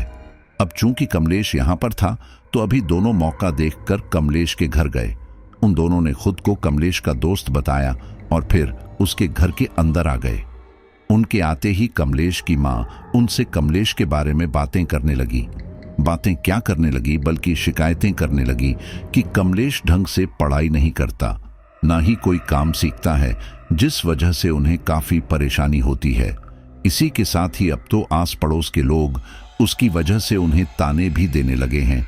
जो उसने कॉलेज में किया, उसकी वजह से उन लोगों का सिर शर्म से झुक गया है। तुम लोग तो उनके दोस्त हो, उसे अच्छे से समझाओ, हमारी तो सुनता ही नहीं है। विपुल और नवीन तो वैसे ही कमलेश से गुस्सा थे, इसीलिए उन्होंने इसमें आग में घी डालने का काम किया। उन लोगों ने कमलेश की मां के कान भरे कि कमलेश पढ़ाई में चीटिंग करके पास हो रहा है, और यही सब चलता रहा तो वह दिन दूर नहीं जब उसे कॉलेज से हमेशा हमेशा के लिए निकाल दिया जाएगा। इसलिए उसे समझाएं। अब यह सब सुनकर कमलेश की मां पहले से काफी ज्यादा घबरा गई। उन्होंने कमलेश के लिए कुछ करने का सोचा। वहीं दूसरी तरफ वहां पर पड़े सामान को देखकर नवीन ने उनसे पूछा कि आखिर यह सामान किसका है। तब उसकी मां ने बताया कि यह सारा सामान कमलेश का है। वह आजकल यही रहता है, क्योंकि वह पढ़ता तो है नहीं, इसलिए उसका कमरा उसके छोटे भाई को दे दिया है। यह सुनकर उन दोनों की आंखों में चमक आ गई और फिर नवीन ने उनसे एक गिलास पानी मांगा। कमलेश की मां पानी लाने किचन में गई। इसी दौरान उन दोनों ने वहीं पड़े कंघी में से कमलेश के बाल निकाले और इसी के साथ ही उन्होंने कमलेश की एक टी शर्ट भी उठाकर अपने पास रख ली। पानी पीकर और कमलेश की मां को कमलेश के खिलाफ भड़काकर वे दोनों तो वहां से चले गए। लेकिन जब कुछ देर बाद कमलेश घर पर आया तो उसकी मां उससे लड़ने लगी। कमलेश को यह सब सुनकर काफी हैरानी हुई। उसने पूछा कि आखिर उसके बारे में यह सब किसने कहा। तब उसकी मां ने उसे बताया कि तेरे दोस्त आए थे और वही ये सब बता रहे हैं। आ जाने दे, तेरे बाप को वहीं तेरी अक्ल ठिकाने लगाएंगे। इन सब से कमलेश काफी ज्यादा घबरा गया। वहीं दूसरी तरफ विपुल और नवीन कमलेश की टी शर्ट और बाल लेकर तांत्रिक के पास आए। तांत्रिक ने उस टी शर्ट के ऊपर वह भूत छिड़कर कुछ मंत्रोच्चारण किए और फिर उसके ऊपर पवित्र जल डाला। कुछ देर बाद हैरानी से उन्होंने उन दोनों लड़कों की ओर देखा और कहा, यह कपड़ा आखिर किस लड़के का है? ये सुनकर विपुल बोला, उसी लड़के का है जिसने हमें किसी आत्मा से परेशान किया था। लेकिन क्या हुआ, आप ऐसे चौंके क्यों? तब वह तांत्रिक बोला, ये कपड़ा जिस लड़के का है उसने कोई साधारण आत्मा नहीं बल्कि एक अप्सरा को सिद्ध किया हुआ है। ये सुनकर नवीन हैरानी से बोला, अप्सरा? अरे ये क्या मजाक कर रहे हो बाबा, ऐसा भी हो सकता है क्या? ये सुनकर तांत्रिक ने उसे एक थप्पड़ जड़ा और कहा, बेवकूफ लड़के, मैं तुझसे मजाक क्यों करूंगा भला। देखो, तुम लोग उस लड़के से जितना हो सके उतना दूर ही रहना, क्योंकि अगर तुमने उसे ज्यादा छेड़ा तो हो सकता है कि वो अप्सरा तुम्हें और नुकसान पहुंचाए। ये सुनकर विपुल बोला, लेकिन बाबा, हम तो उससे बोल भी नहीं रहे, बस वो ही हमारे पीछे पड़ा रहता है। कुछ कीजिए बाबा, वरना वो हमें मरवा देगा। ये सुनकर वो तांत्रिक कुछ सोचते हुए बोला, देखो, उस लड़के के ऊपर अप्सरा का हाथ है, इसलिए तुम उसे कुछ भी नहीं कर सकते। लेकिन हाँ, एक काम हो सकता है, और वो ये कि कैसे भी करके उस अप्सरा को ही उस लड़के को छोड़ने को बाध्य करना होगा। और ऐसा तभी हो सकता है जब या तो वो अप्सरा अपने साधक को किसी और लड़की के साथ देख ले, या फिर साधक ही मना कर दे। लेकिन इससे एक खतरा होगा, और वो ये कि वो अप्सरा साधक की जान भी ले सकती है। ये सुनकर नवीन का माथा ठनका और उसे याद आया कि कमलेश शीतल को पसंद करता था। इसीलिए उसने सोचा कि कैसे भी करके शीतल को अपने प्लान में मिलाया जाए, जिससे वो अप्सरा नाराज होकर कमलेश को छोड़कर चली जाए या उसे मार डाले। ये सब सोचकर नवीन और विपुल वापस आ गए, और अब उन्होंने शीतल को भी अपने साथ मिलाने का सोचा। वहीं दूसरी तरफ शाम को जब कमलेश के पिता घर आए, तब घर में अच्छा खासा हंगामा खड़ा हुआ। कमलेश की मां ने विपुल और नवीन की कही हुई सारी बातें उन्हें बताई। कमलेश ने उन्हें बताया कि वह टेस्ट में फर्स्ट डिवीजन से पास हुआ है, और यह वह अपनी मेहनत से हुआ है। उसने कोई चीटिंग नहीं की, लेकिन उसके घर वाले नहीं माने, और इसी समय उसके पिता ने उसे एक जोरदार थप्पड़ लगा दिया। कमलेश को इन सब से काफी बुरा लगा, क्योंकि जो गलती उसने नहीं की, हमेशा उसी की सजा उसे मिली थी, और आज भी वही हो रहा था। कमलेश को काफी गुस्सा आ रहा था, लेकिन वह कुछ नहीं बोला। उसके घर वाले उसे सुनाते रहे और उसे रात में खाना तक नहीं दिया। इन सब से नयनी को काफी गुस्सा आया, और इससे पहले कि वो उसके माता पिता को नुकसान पहुंचाती, कमलेश ने उसे रोका और कहा, इन्हें छोड़ो नयनी, इन लोगों से मैंने अब उम्मीद ही छोड़ दी है कि यह लोग मेरे लिए अब कुछ भी करेंगे। इसलिए मैंने सोचा है कि मैं तुम्हें लेकर कहीं अलग ही रहने लगूंगा। कल ही कहीं काम देख लूंगा, जिससे मेरा और तुम्हारा गुजारा आराम से हो जाए। अब अगर मुझे रहना है तो मैं शांति से रहूंगा तुम्हारे साथ। तुम मेरे साथ रहोगी ना? इस पर नयनी ने हाँ में अपनी गर्दन हिला दी। अगले ही दिन कमलेश ने एक जगह पर नौकरी ढूंढ ली, और अब पढ़ाई के साथ साथ नौकरी भी कर रहा था। उसका अकेले का गुजारा उसकी तनख्वाह में हो जाता था, और उसने 1 महीने के अंदर ही घर छोड़ दिया। उसके फैसले से उसके घर वालों को रत्ती भर भी फर्क नहीं पड़ा, क्योंकि उनके हिसाब से तो कमलेश उनके साथ था, तो उनके लिए मुसीबतें ही खड़ी कर रहा था। कमलेश अब अकेले रहकर पढ़ाई के साथ साथ अपने काम भी कर रहा था। वह रात को घर जाकर पढ़ने लगता, और इन सब में नयनी उसे पूरा सपोर्ट कर रही थी। इन्हीं सब के दौरान एक दिन जब कमलेश क्लास में बैठा था, तब शीतल उसके पास आई और बोली, कमलेश, क्या मैं यहां बैठ सकती हूं? इस पर कमलेश ने उससे कहा, तुम्हारी मर्जी है, मैंने ये जगह खरीद तो नहीं रखी वैसे तो। ये सुनकर शीतल मुस्कुराते हुए उसके पास बैठ गई। यहां शीतल को यह लगा था कि उसके पास बैठते ही कमलेश उससे बात करने की कोशिश करेगा, लेकिन कमलेश तो अपनी किताबों में ही मग्न था। कुछ देर बाद बात शुरू करने के इरादे से शीतल ने उससे कहा, कमलेश, मुझे चौथा चैप्टर समझ नहीं आ रहा, क्या तुम मुझे समझा दोगे? कमलेश ने बिना उसकी ओर देखे कहा, चौथा चैप्टर मैंने भी नहीं पढ़ा, तुम किसी और से पूछ लो, और प्लीज मुझे बार बार डिस्टर्ब करना बंद करो। यह सुनकर शीतल को काफी गुस्सा आया, और वह वहां से उठकर अपनी सीट पर जाकर बैठ गई। कमलेश ने उसे एक बार भी मुड़कर नहीं देखा। वह चुपचाप अपनी किताब में मग्न रहा।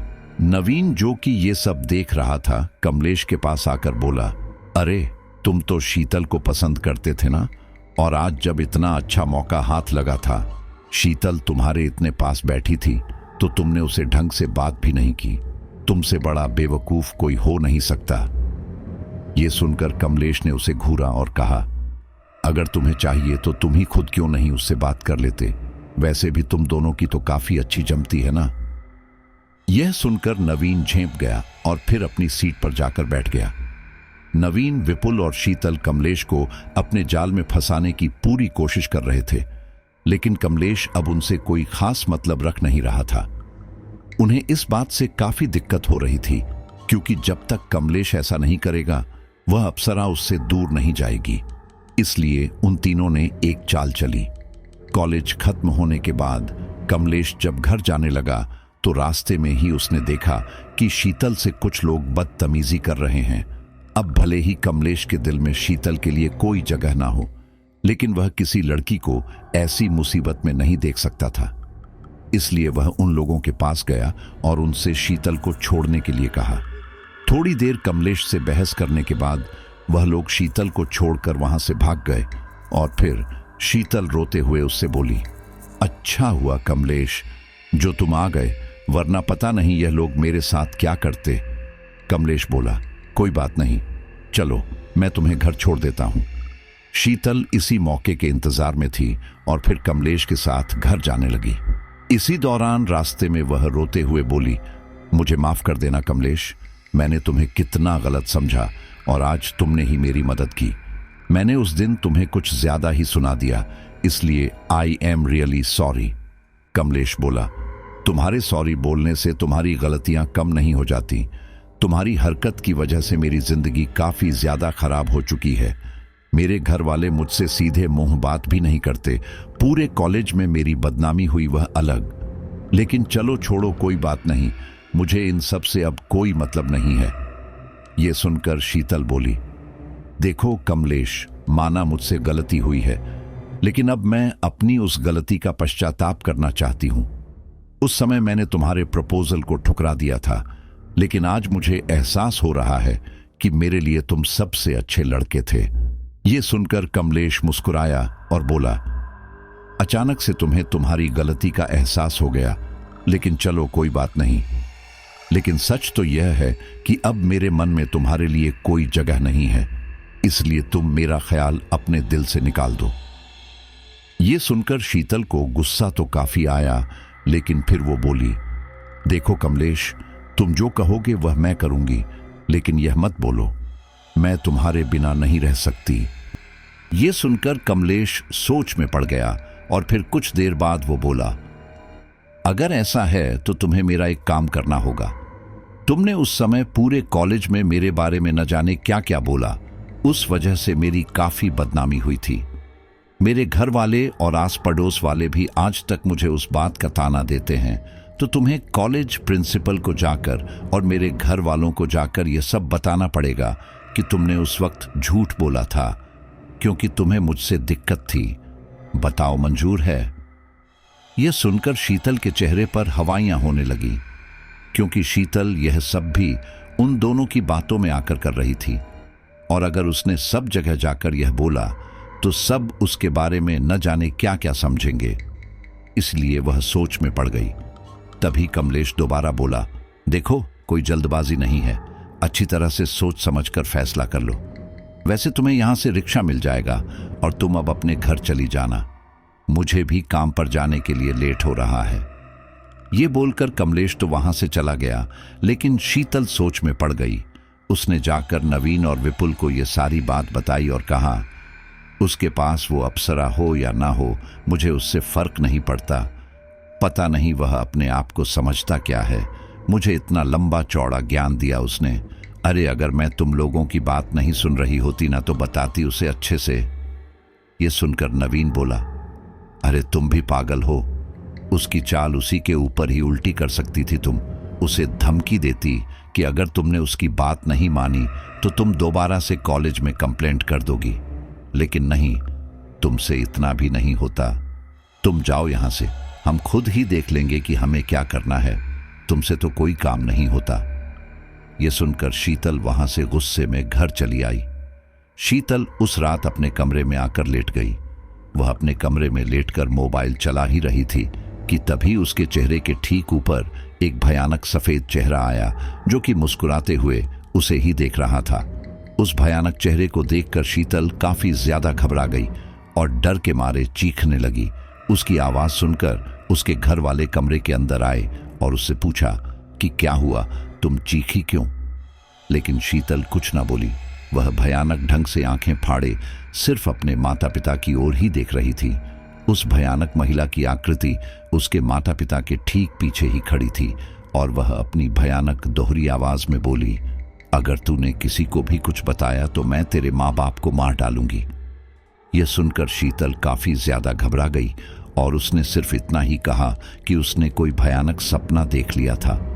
यह सुनकर उसके माता पिता तो वहां से चले गए, लेकिन फिर अगले ही पल वह भयानक महिला शीतल के एकदम पास आई और बोली, तुम मुझे कमलेश से अलग करना चाहती थी ना?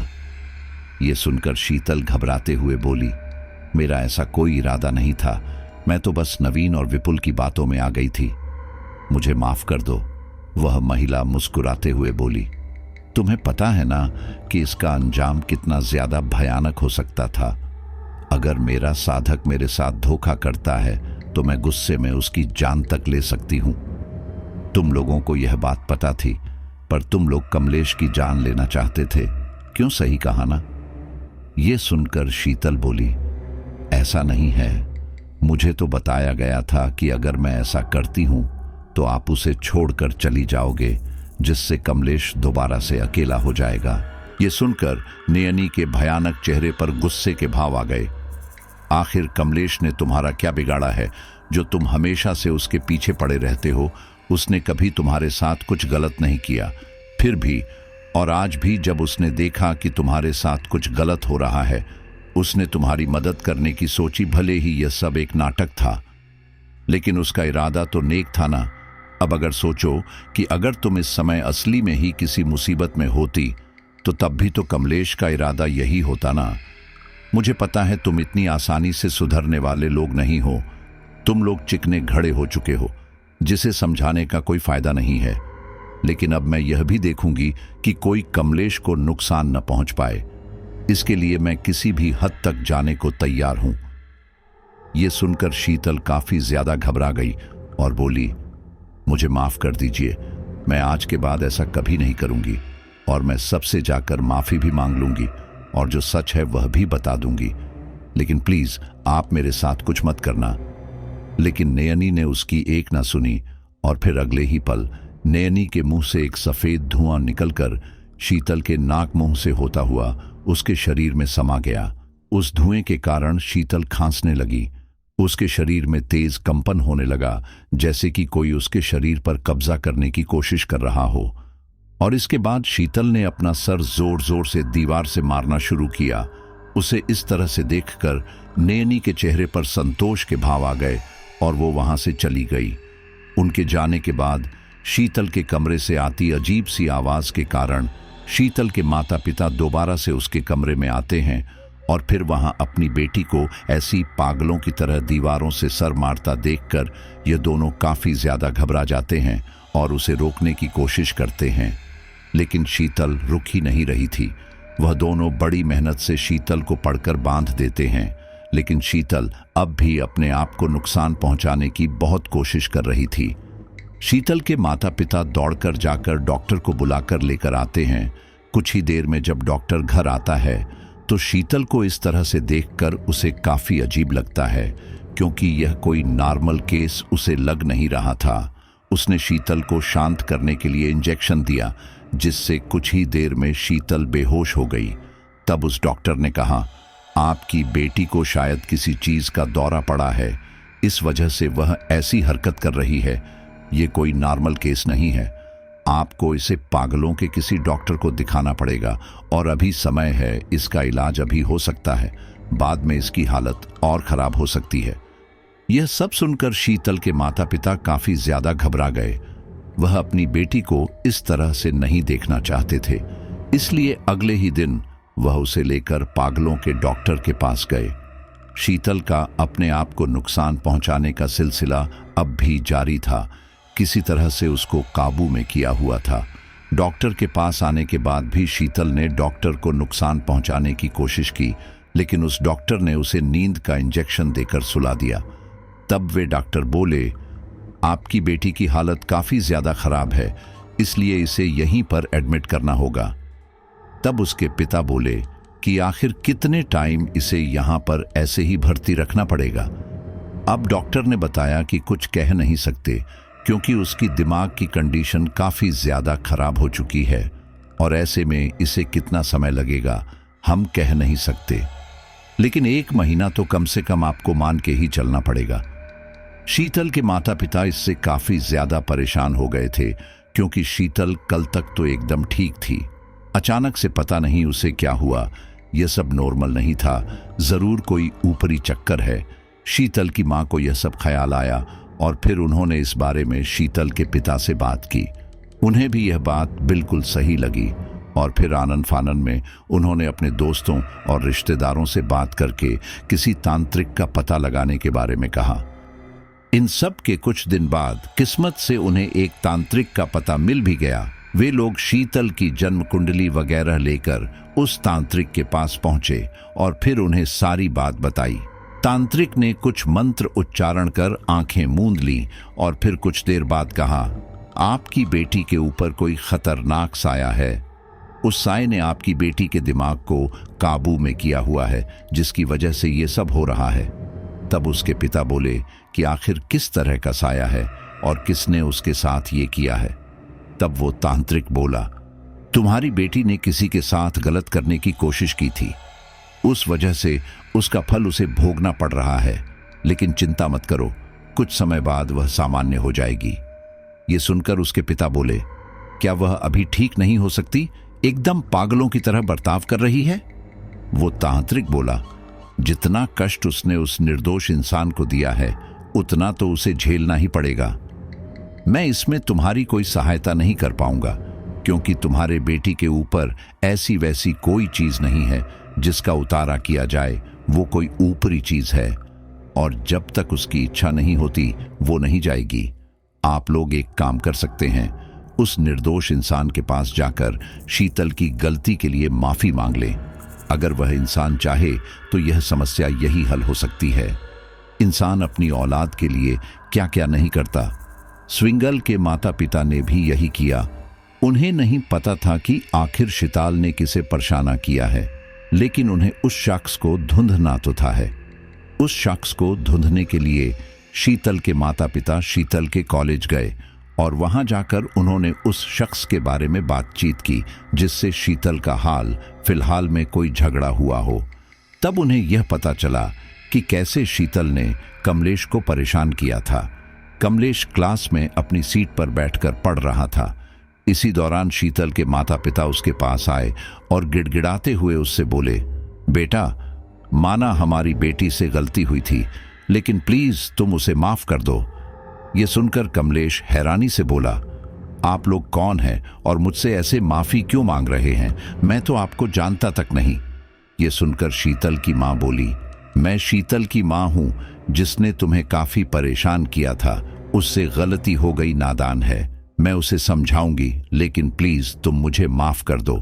तब कमलेश बोला, आंटी, मेरे मन में उसके लिए कोई मेल नहीं है, आप उसकी चिंता मत कीजिए, लेकिन आप प्लीज ये बार बार माफी मांगना बंद कीजिए। आप बड़े हैं, आपको यह शोभा नहीं देता। ये सुनकर कि कमलेश ने शीतल को माफ कर दिया है, उसके घर वालों को काफी तसल्ली हुई कि चलो अब कब से कम उनकी बेटी ठीक हो जाएगी। वही कॉलेज से लौटते समय कमलेश ने नयनी से कहा, तुमने शीतल के साथ कुछ किया क्या, जो उसके माँ बाप आज मुझसे माफी मांगने आए थे? ये सुनकर नयनी चुप रही। नयनी की खामोशी देखकर कमलेश को उसके सवाल का जवाब मिल चुका था, इसलिए कमलेश नयनी का हाथ पकड़कर बोला, नयनी, मुझे बहुत खुशी है। सच में जो तुम मेरे साथ हो, तुम मेरी सारी तकलीफें समझती हो, मेरा इतना साथ देती है, मुझे और कुछ नहीं चाहिए।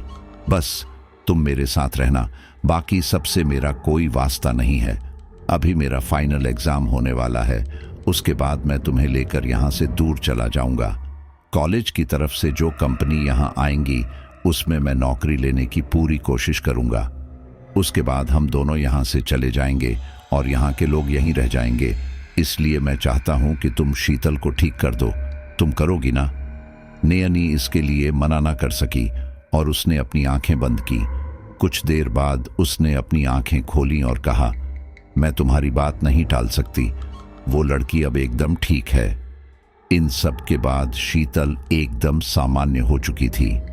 डॉक्टर ने उसका अच्छी तरह से चेकअप किया और फिर उसे छुट्टी दे दी, लेकिन इसके साथ ही उसे कुछ दवाइयां खाने की भी सलाह दी। शीतल अब घर आ गई और क्योंकि अब फाइनल एग्जाम आने वाला था, इसलिए वह दोबारा कॉलेज जाने लगी। लेकिन उसके साथ क्या हुआ था ये सभी जानते हैं। सबको पता चल गया था कि शीतल को पागलपन के दौरे पड़े थे। इस वजह से सारे लोग उससे दूर दूर रहने लगे थे। शीतल अब अकेली हो चुकी थी। शीतल जिससे भी बात करने की कोशिश करती वे सारे बहाना बनाकर वहां से खिसक लेते। शीतल जो कि कॉलेज की सबसे पॉपुलर लड़कियों में से एक थी, अब उसे कोई पूछ नहीं रहा था। ये सब झेलना शीतल के लिए काफी दुखदाई था। उसे लगने लगा था कि यह सब कमलेश ने जानबूझकर करवाया है, जबकि वह तो यह नहीं जानती थी कि कमलेश की वजह से ही आज वह ठीक हुई है। वह कैसे भी करके कमलेश से बदला लेना चाहती थी, इसलिए उसने प्रिंसिपल के सामने कमलेश के बारे में झूठी कंप्लेंट भी की।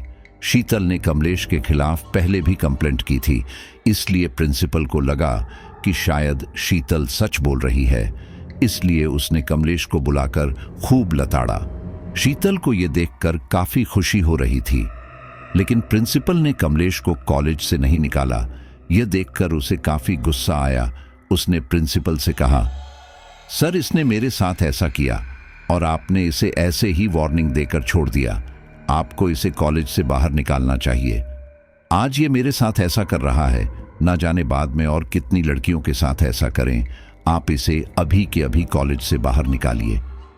ये सुनकर प्रिंसिपल बोले, शीतल तुम्हारे पास कोई ठोस सबूत नहीं है कि कमलेश ने ऐसा किया, फिर भी हम तुम्हारे कहने पर कमलेश के खिलाफ एक्शन ले रहे हैं, लेकिन हम उसे नहीं निकाल सकते।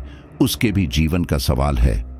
अब आप जा सकती हैं, और हाँ, हो सके तो आप कमलेश से थोड़ा दूर ही रहिएगा, क्योंकि इतनी लड़कियों में से किसी ने भी कमलेश के खिलाफ कुछ नहीं बोला, लेकिन तुम जरूर बोलती हो। प्रिंसिपल से डांट खाकर शीतल वापस आ गई। अब वो कैसे भी करके कमलेश से बदला लेना चाहती थी, इसलिए वह दोबारा से नवीन और विपुल के पास आई और बोली, मुझे इस कमलेश से बदला लेना है और इसके लिए भले ही मुझे कुछ भी करना पड़े।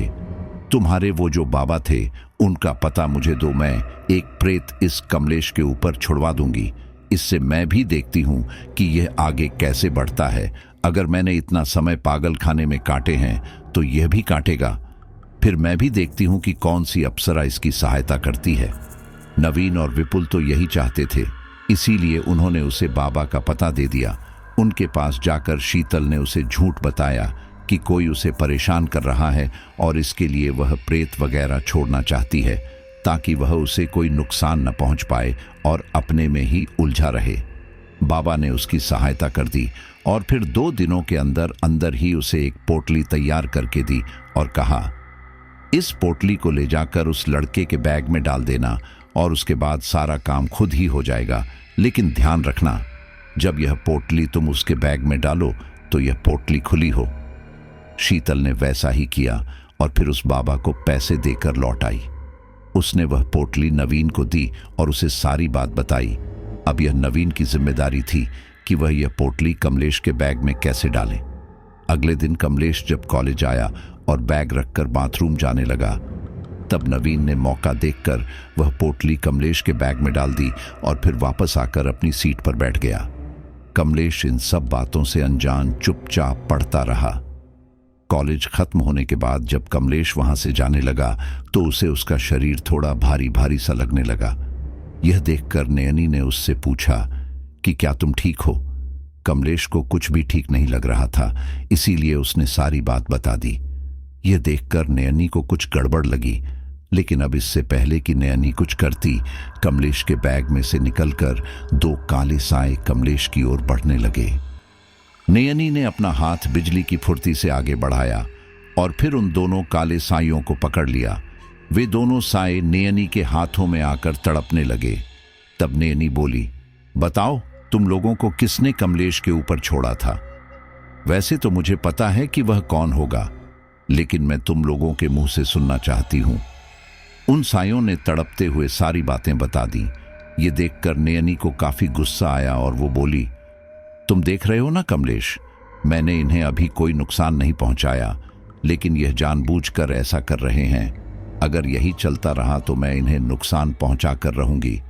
मैं किसी अनहोनी का इंतजार नहीं करूंगी। इस पर कमलेश कुछ ना बोल सका।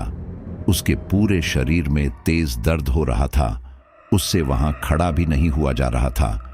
यह देखकर नैनी को काफी ज्यादा गुस्सा आया और उसने उन सायों से कहा, तुम खतरनाक प्रेत हो, एक युवक का और एक युवती का, इसलिए अभी के अभी तुम जाओ, जिसने भी तुम्हें भेजा है उसे तुम परेशान करो, और तुम्हें उसे इतना परेशान करना है कि वह इसके बाद किसी को परेशान करने के लायक ना रहे, लेकिन हाँ, उसकी मौत नहीं होनी चाहिए। ये बोलकर नयनी ने उन्हें आजाद किया और फिर कमलेश को देखा। उसका पूरा शरीर बुरी तरह से तप रहा था, उसे काफी तेज बुखार था। उस प्रेत ने उसके शरीर को अपने कब्जे में लेने की कोशिश की थी, जिस वजह से ऐसा हुआ था क्योंकि कमलेश काफी ज्यादा कमजोर था और ऐसे में उसका इस तरह से प्रेतों से संपर्क काफी खतरनाक था, उसकी जान तक जा सकती थी। नयनी कमलेश को लेकर घर आ गई।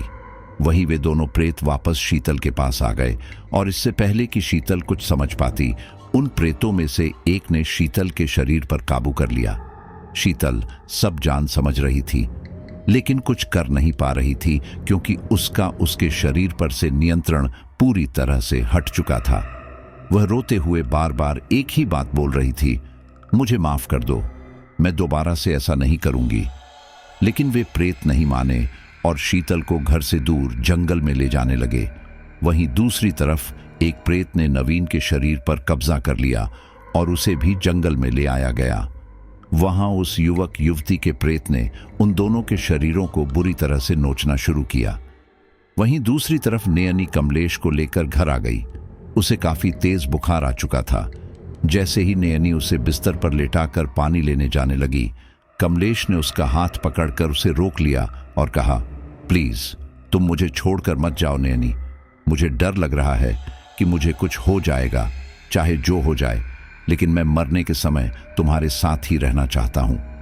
यह सुनकर नैनी उसके पास ही बैठी रही और उसका सिर सहलाती रही। पूरी रात कमलेश बुखार में तड़पने लगा, लेकिन सुबह तक वो ठीक हो चुका था। नयनी ने उसे ठीक कर दिया था। कमलेश आज सुबह अच्छे से तैयार होकर कॉलेज जाने लगा। उसने नयनी से पूछा कि आज वो कैसा लग रहा है। तब नयनी उससे बोली, मेरी नजर से देखो तुम हमेशा अच्छे नजर आओगे, लेकिन आज तुम ऐसा क्यों पूछ रहे हो, कुछ खास बात है क्या? कमलेश बोला, हाँ, आज कॉलेज कैंपस में बहुत सी कंपनी के लोग आएंगे और अगर सब सही रहा तो मुझे भी उसमें से किसी में नौकरी मिल जाएगी। फिर मैं तुम्हें बहुत अच्छे से रानी की तरह रखूंगा, तुम्हें तुम्हारी पसंद की सब चीजें दिला पाऊंगा।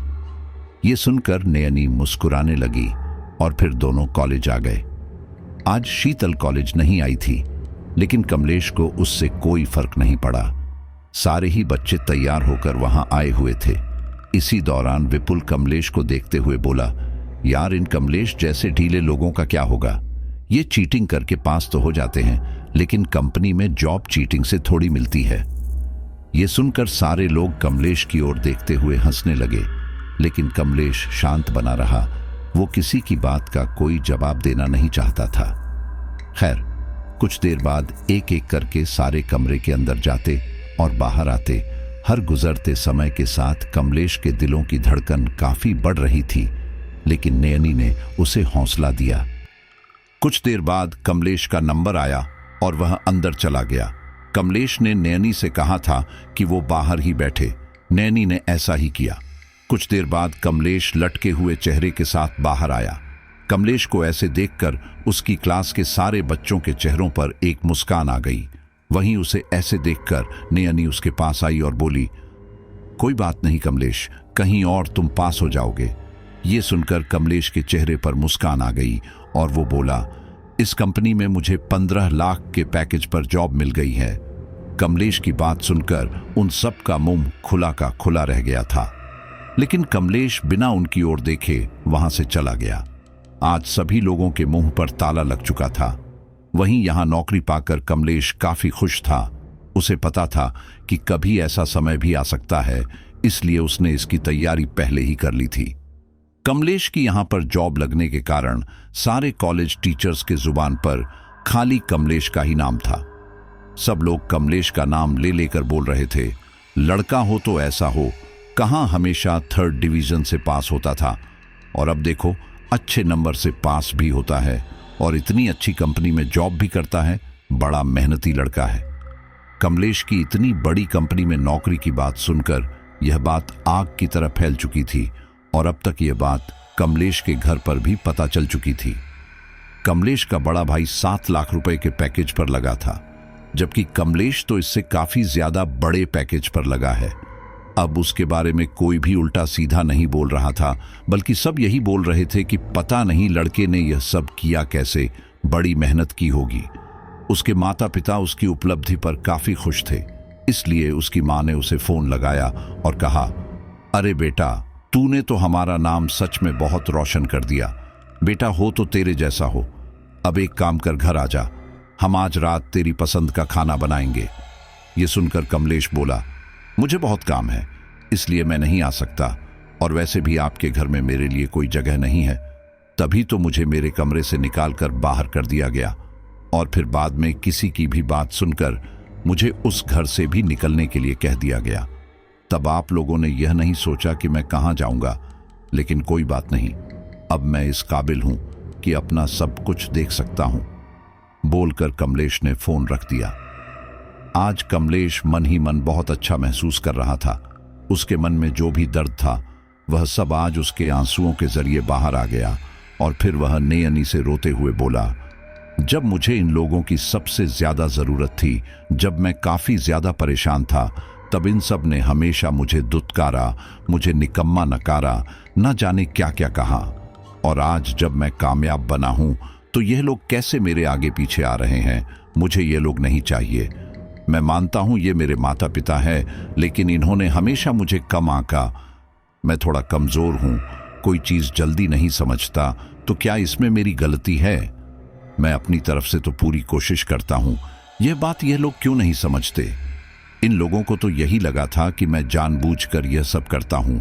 आज यह लोग मुझे घर बुला रहे थे, मेरी पसंद का खाना बनाया जा रहा था, लेकिन अभी इन्हें यह नहीं समझ आ रहा कि आज पड़ोस के लोग ताने देंगे कि मैंने यह सब किया। नयनी ने उसे संभाला। तब कमलेश बोला, तुम कुछ दिन पहले ही मेरे जीवन में आई हो और तुमने हमेशा मेरा साथ दिया। मैं बहुत खुशकिस्मत हूं कि तुम मुझे मिली। अच्छा हुआ कि मैंने वह साधना की और आज तुम मेरे साथ हो। मैं तुम्हें कभी नहीं खो सकता।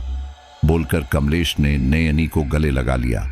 वहीं दूसरी तरफ शीतल की हालत अब काफी ज्यादा दयनीय हो चुकी थी।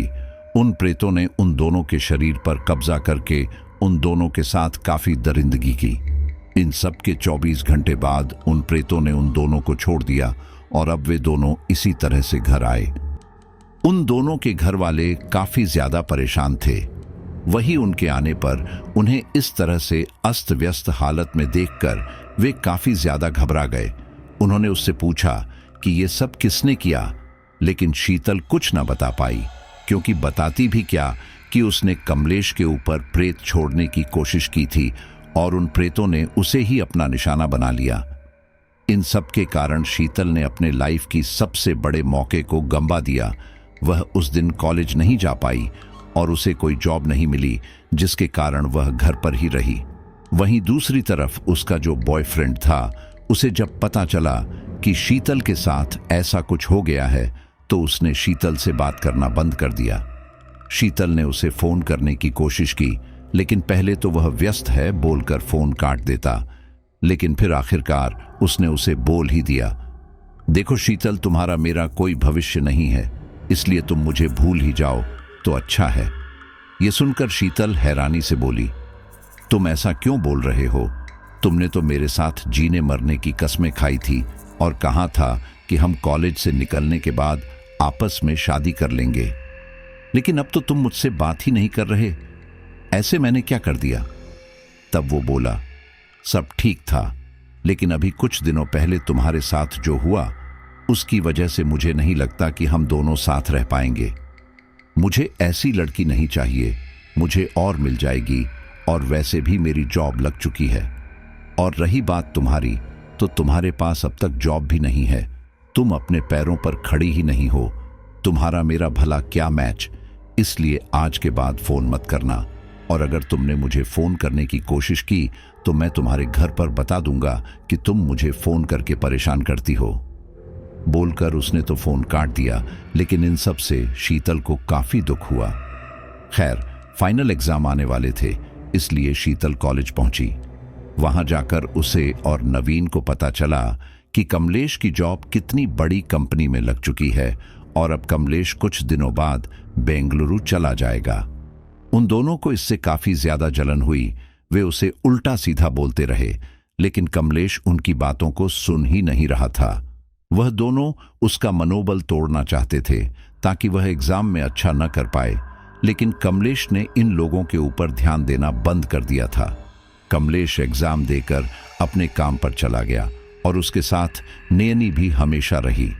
कमलेश को अगले दिन बेंगलुरु के लिए निकलना था, लेकिन उसके माता पिता उससे मिलना चाहते थे, इसीलिए ज्यादा जोर देने पर कमलेश उस शाम को काम खत्म करके घर पहुंच ही गया। उस समय आस पड़ोस की कुछ महिलाएं भी वहां आई हुई थी और कमलेश को वहां देखकर उनमें से एक महिला बोली, अरे बहन जी, तुम्हारा कमलेश तो हीरा है। हीरा? देखा नहीं इसने तो क्या से क्या कर दिया। मैं तो हमेशा यही कहती थी। वैसे आपको बता दूं कि मेरी रिंकी भी इसी की उम्र की है। आप चाहे तो हम इन दोनों की बात आगे बढ़ा सकते हैं। इस पर कमलेश की मां बोली, अरे कुछ दिन पहले तो बोल रही थी कि मेरा कमलेश बिगड़ैल है और अब तो तुम्हारे सुर ही बदल गए। मुझे नहीं करनी तुम्हारी लड़की से अपने बेटे की शादी। मैं अपने बेटे के लिए लाखों में एक लड़की लेकर आऊंगी। यह सब सुनकर कमलेश चुप रहा, लेकिन फिर वह बोल पड़ा, मां मुझे काम है, मुझे घर जाकर पैकिंग भी करनी है, इसलिए जल्दी बताइए क्या बात करनी थी। यह सुनकर उसके पिता आए और मुस्कुराते हुए बोले, अरे बेटा, इतनी भी क्या जल्दी है? इतने दिनों बाद तो तुम घर आए हो, वरना हमें तो कभी मौका ही नहीं मिलता आपस में बात करने का। एक काम करो, तुम अपना सामान लेकर यहीं आ जाओ। जब तक तुम नहीं जाते यहीं पर रहो। यह सुनकर कमलेश बोला, नहीं पापा, उसकी जरूरत नहीं पड़ेगी। वैसे भी आपके घर में मेरे लिए जगह ही कहाँ थी, तभी तो आपने मुझे घर से निकाल दिया। कोई बात नहीं, मुझे आपसे उम्मीद नहीं थी और ना ही कर रहा कि आप मुझे घर में रखें। आपने मुझसे कहा कि आपको कुछ जरूरी बात करनी है, इसलिए मैं यहां आ गया। बताइए क्या बात करनी है। यह सुनकर कमलेश की मां बोली, बेटा, तू उस दिन की बात से अब भी नाराज है क्या? हम तुझे निकालना नहीं चाहते थे, लेकिन क्या करें, तेरे बारे में इतना सब कुछ सुनने को मिल रहा था कि अपने घर की इज्जत बचाने के लिए हमें तुझे अपने घर से निकालना पड़ा। लेकिन अब हमें किसी की नहीं पड़ी, इसलिए अब तू घर आ जा। अगर कोई कुछ तेरे बारे में बोलेगा तो मैं उसे बताऊंगी।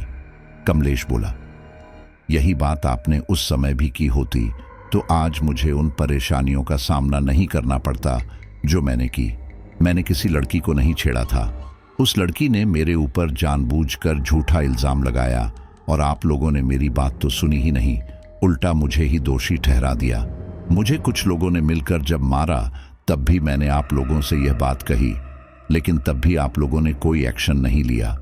यहाँ तक कि कॉलेज वालों ने भी नहीं लिया और वह लोग मुझे हमेशा परेशान करते रहे और आप लोगों को मेरी परेशानी कभी दिखी नहीं। आप लोगों को बस यही दिखा कि मैं कोई काम ढंग से नहीं कर सकता। क्या इसमें मेरी गलती है? आपको भी पता है मैं शारीरिक रूप से और लड़कों जैसा नहीं हूं, फिर भी आप लोगों ने मेरे साथ हमेशा सौतेला व्यवहार किया। लेकिन चलिए कोई बात नहीं, इस बहाने मुझे पता चल गया कि इस दुनिया में कोई भी अपना नहीं है। अगर आप लोगों की बात हो गई हो तो मैं यहां से जाना चाहता हूं। मुझे कल हमेशा हमेशा के लिए बेंगलुरु भी निकलना है। बोलकर कमलेश ने नमस्ते किया और फिर वहां से चला गया। वहीं दूसरी तरफ शीतल, नवीन और विपुल कमलेश को आज परेशान करने की पूरी फिराक में थे। उन लोगों ने सोच लिया था कि कमलेश को पढ़कर उसके हाथ पैर तोड़ देंगे, फिर भले ही उनके साथ कुछ भी हो, क्योंकि उनकी जिंदगी कमलेश की वजह से पहले ही काफी खराब हो चुकी है। विपुल को तो जॉब मिल चुकी थी, लेकिन वह अपने दोस्तों का साथ देना चाहता था, इसलिए वह भी उस रात उन दोनों के साथ एक सुनसान रास्ते पर कमलेश का इंतजार करने लगा। उन तीनों ने अपने दोस्तों को भी वहां बुला लिया था और अब वे सारे हाथों में डंडा लिए कमलेश का इंतजार करने लगे। जैसे ही कमलेश वहां आया, उन सब लोगों ने मिलकर कमलेश को पकड़ लिया और फिर उसे जबरदस्ती उस रास्ते से सटे जंगल में ले गए। वहां ले जाकर उन लोगों ने कमलेश को पेड़ से बांध दिया और फिर विपुल बोला, तेरे साथ जो अप्सरा है उसकी वजह से तू ज्यादा उड़ रहा है ना। आज तो हम तेरे पैर ही तोड़ देंगे, फिर देखते हैं कि तू बेंगलुरु कैसे जाता है।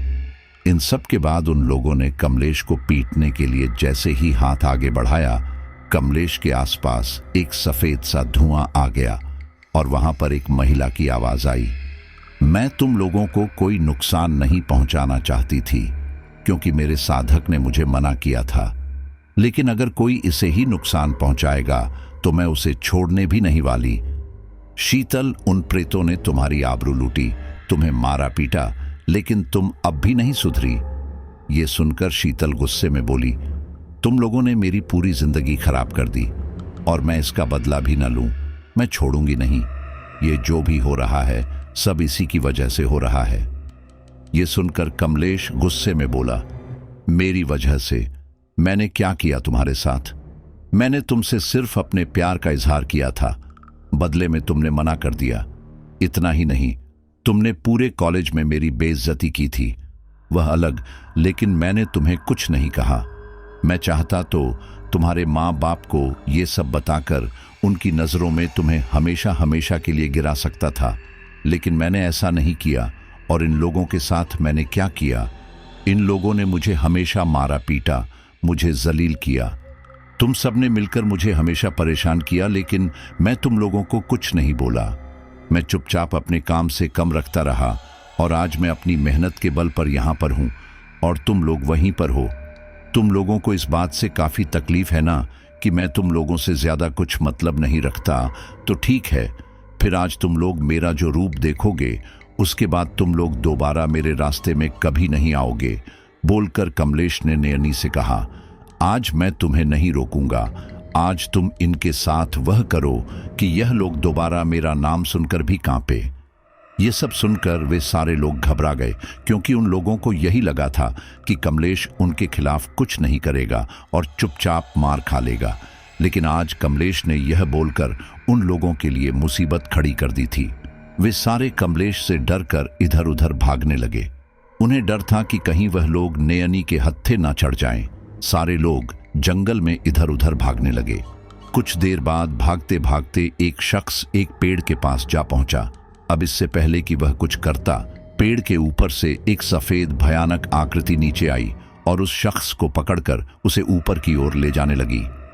वह शख्स चीखने लगा और छोड़ने की गुहार लगाने लगा। बहुत ऊंचाई तक ले जाकर उस भयानक आकृति ने उस शख्स को छोड़ दिया।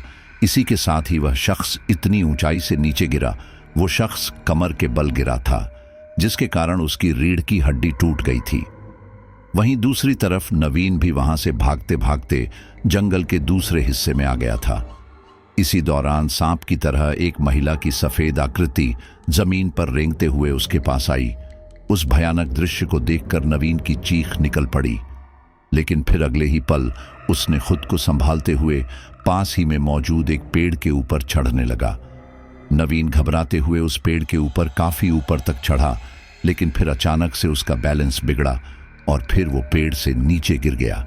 नवीन जहां गिरा था उसके ठीक नीचे एक पत्थर था और नवीन सर के बल गिरा था, जिस वजह से उसका सर उस पत्थर से जोर से टकराया और वह वहीं बेहोश हो गया। उन तीनों के दो साथी उन लोगों से भागते हुए जा रहे थे कि तभी अचानक एक सफेद साया उन लोगों के सामने आ खड़ा हुआ। उस साए को देखकर ये दोनों काफी ज्यादा घबरा गए और बोलने लगे, हमसे गलती हो गई, हमें माफ कर दो। इन लोगों ने हमसे झूठ बोला था कि कमलेश ने इन्हें परेशान किया था, इस वजह से हम उसे पीटने आए थे। लेकिन अगर हमें पता होता कि इन सब में कमलेश की कोई गलती नहीं है तो हम यहाँ कभी नहीं आते। तब वह भयानक साया बोला, तुम लोग भी कमलेश के साथ कॉलेज में पढ़ते हो और तुम्हें बहुत अच्छे से पता है कि कमलेश के साथ किस तरह का व्यवहार होता है, और तुम लोग इन सब में भी इन तीनों का साथ देते हो और तुम्हें यह नहीं पता कि इस समय कमलेश की कोई गलती नहीं है। अगर मैंने तुम लोगों को आज छोड़ दिया तो तुम लोग दोबारा से कमलेश के पीछे आओगे और मैं यह होने नहीं दूंगी। बोलकर उस साए ने उन दोनों को हवा में काफी ऊपर उठा लिया और फिर एक ही झटके से उन्हें नीचे गिरा दिया। इन सब के कारण उन दोनों की काफी हड्डियां टूट गई। वही यह सब देखकर शीतल और विपुल काफी ज्यादा घबरा चुके थे और वहां से भागते हुए विपुल गुस्से से बोला, मैं तो जो हुआ उसे भूलने को बिल्कुल तैयार था, लेकिन तू नहीं मानी और आज तेरी वजह से हम इस मुसीबत में पड़े हैं। ये सुनकर शीतल गुस्से में बोली, ज्यादा बकवास मत करो, समझे? इन सब में तुम भी बराबर के साथी थे। तुम मुझे रोक सकते थे या मेरे आज साथ आने से मना कर सकते थे, लेकिन नहीं, तुम भी तो मेरे साथ यहां पर हो क्योंकि तुम भी कमलेश से बदला लेना चाहते थे। तब विपुल बोला, अब बहस करने का कोई फायदा नहीं है, देखना यह कि अब कैसे बचा जाए, क्योंकि यह लोग अब हमें छोड़ने के मूड में बिल्कुल नहीं लग रहे। कैसे भी करके यहां से भाग जाए तो बच भी सकते हैं। इसके बाद वे दोनों बिना बहस किए वहां से भागते रहे। कुछ देर बाद उन्हें एक रोशनी दिखाई दी। यह देखकर शीतल मुस्कुराते हुए बोली, अरे वाह, मेन रोड आने वाली है, अब हम सब बच जाएंगे। शीतल ने इतना कहा ही था कि किसी ने अचानक से शीतल के पैर को पकड़कर उसे गिरा दिया और इसी के साथ ही शीतल पेट के बल वहां से घिसटते हुए पीछे की ओर जाने लगी। इस दौरान शीतल बुरी तरह से चीख रही थी, लेकिन विपुल उसकी मदद के लिए नहीं रुका। विपुल तेजी से भागते हुए मेन रोड तक आ पहुंचा। अब इससे पहले कि वो आगे जाता, एक तेज रफ्तार से आती गाड़ी ने उसे एक जोरदार टक्कर मार दी और वह पीछे की ओर जा गिरा। वह गाड़ी पुलिस की थी। पुलिस को वहां देखकर विपुल की आंखों में चमक आ गई और वह बोला, सर हमें बचा लीजिए, वरना वह हमें मार डालेगी। कौन मार डालेगी? उस पुलिस की गाड़ी में सवार एक पुलिस वाले ने कहा। तब विपुल ने उन्हें सारी बात सच सच बताई और कहा, आप लोग भले ही मुझे जेल में डाल दीजिए, लेकिन मैं मरना नहीं चाहता। मैं पूरी जिंदगी जेल में काट लूंगा, प्लीज मुझे बचा लीजिए। ये सुनकर पुलिस वाले उसे लेकर जंगल के अंदर गए, जहां पर जख्मी हालत में उसके सारे दोस्त इधर उधर बेहोश पड़े थे। वही कमलेश भी रस्सी से बंधा हुआ बेहोश पड़ा था। पुलिस उन सभी को लेकर अस्पताल आ गई, जहां पर शीतल और उसके साथियों की हालत बहुत खराब थी। कईयों के हाथ पैर बुरी तरह से टूट चुके थे। उनमें से एक की तो रीढ़ की हड्डी टूट चुकी थी, लेकिन कमलेश को इन सब में ज्यादा चोटें नहीं आई थी। कमलेश को अगवा कर उससे मारपीट करने के जुर्म में उन सभी लोगों के ऊपर केस हुआ। तब सभी आरोपियों के घर वालों ने आकर कमलेश से बहुत मिन्नतें की कि वह यह कंप्लेंट वापस ले ले, लेकिन कमलेश नहीं माना, क्योंकि आज तक उसने इन लोगों को कुछ नहीं कहा। उसके बावजूद इन लोगों ने हमेशा उसे परेशान किया, लेकिन अब अगर वह चुप रहा तो यह लोग आगे भी उसे परेशान कर सकते हैं, इसलिए कमलेश ने कंप्लेंट की। इन सब के कारण विपुल और उसके जिन साथियों को जॉब मिली थी, उन सभी के हाथों से जॉब चली गई। इसी के साथ ही उनके ऊपर क्रिमिनल चार्जेस भी लग गए। कॉलेज वालों की इस वजह से काफी बदनामी हुई और उन लोगों ने इन्हें कॉलेज से निकाल दिया। यह सारे लोग स्वस्थ होने के बाद जेल चले गए, लेकिन इनमें से एक जिसकी रीढ़ की हड्डी टूट गई थी, वह सदा सदा के लिए अपाहिज हो गया और इन सब का दोष वो कमलेश को नहीं बल्कि अपने साथियों को देता है, क्योंकि उन लोगों के कहने पर ही वह उस दिन कमलेश को पीटने के लिए उनके साथ गया। और आज कमलेश तो बेंगलुरु जाकर सेटल हो चुका है और वह लोग अब भी यहाँ पर है। उन आरोपियों के घर वाले उन्हें ताना देते हैं। इसी के साथ ही कईयों को तो उनके घर वालों ने घर से निकाल दिया है, क्योंकि उनकी समाज में काफी बदनामी हो रही थी। कॉलेज वालों और सभी लोगों को यह पता चल चुका है कि आज तक कमलेश ने कुछ भी गलत नहीं किया, बल्कि यह सारे लोग हैं उसके साथ गलत करते हैं। सब लोगों को अपनी गलती का पछतावा है, लेकिन अब कमलेश वहां नहीं था, जबकि वह सारे लोग अभी वहीं थे। कमलेश हमेशा के लिए बेंगलुरु चला गया था। कमलेश के घर वालों को अपनी गलती का एहसास हुआ और उन्होंने उससे माफी भी मांगी, लेकिन कमलेश अब उनकी माफी लेना नहीं चाहता था। कमलेश बेंगलुरु में ही नयनी के साथ खुश था। कमलेश का नयनी के साथ सफर यहीं खत्म नहीं हुआ, बल्कि आगे भी उसके साथ काफी कुछ हुआ। इन दोनों के आगे के सफर के बारे में हम अगले पार्ट में जानेंगे। दोस्तों, हम ये कह नहीं सकते कि कमलेश ने सही किया या नहीं, क्योंकि इस साधना का लाभ अगर कमलेश को मिला तो वहीं इस साधना के असफल होने पर इसके घातक परिणाम भी उसे झेलने पड़ सकते थे।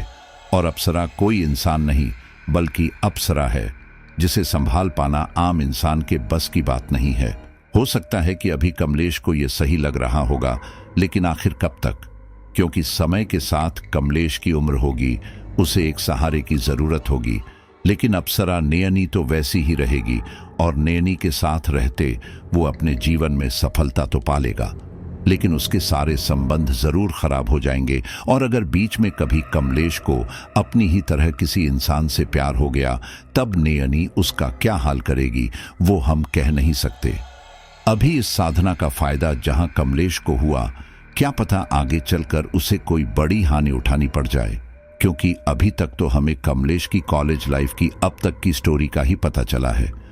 अगर कभी कमलेश से बातचीत हो पाती है, या फिर बेंगलुरु में उसके कोई दोस्त हमें मिल जाए, या फिर यहाँ से कोई दोस्त मिल जाए जो उससे टच में हो, तो आपको आगे की स्टोरी बताऊंगा कि वो कैसी लाइफ उस नयनी के साथ जी रहा है। हम कोशिश करेंगे कि हमारी कमलेश से मुलाकात जल्दी ही हो जाए और आगे की स्टोरी जानने की कोशिश करेंगे, उनकी लाइफ में क्या चल रहा है। और जब भी मुझे जानने को मिलेगा मैं आपके साथ जरूर शेयर करूंगा। और मुझे पूरी उम्मीद है कि आपने इस कहानी को अंत तक जरूर सुना होगा। तो अगर आपने इस कहानी को अंत तक सुना है तो कमेंट में लिखिए, हम हैं मिस्टर एक्स की लॉयल फैमिली, जो सुनते हैं आखिर तक पूरी स्टोरी। और अगली स्टोरी में मैं आपका नाम लेने की पूरी कोशिश करूंगा। तो चलिए अंत में हम अपने कुछ लॉयल फैमिली मेंबर्स के नाम ले लेते हैं। रवि भारती, रजनीश गुप्ता मुंबई, नैना सोलंकी मुंबई, विजय सिंह दुबई, पुष्पा राणा नागपुर, रजत चौबे बलिया, डेजी सिंह गुजरात, मोहम्मद अफजल, मनोज मौर्या, अवनीत जालंधर, शंकर कुमार बिहार, सभी का धन्यवाद। और सबसे आखिर में मैं धन्यवाद देना चाहूंगा ममता सहाय का, जिन्होंने इस घटना को एक स्टोरी के रूप में तैयार करने में हमारी मदद की है।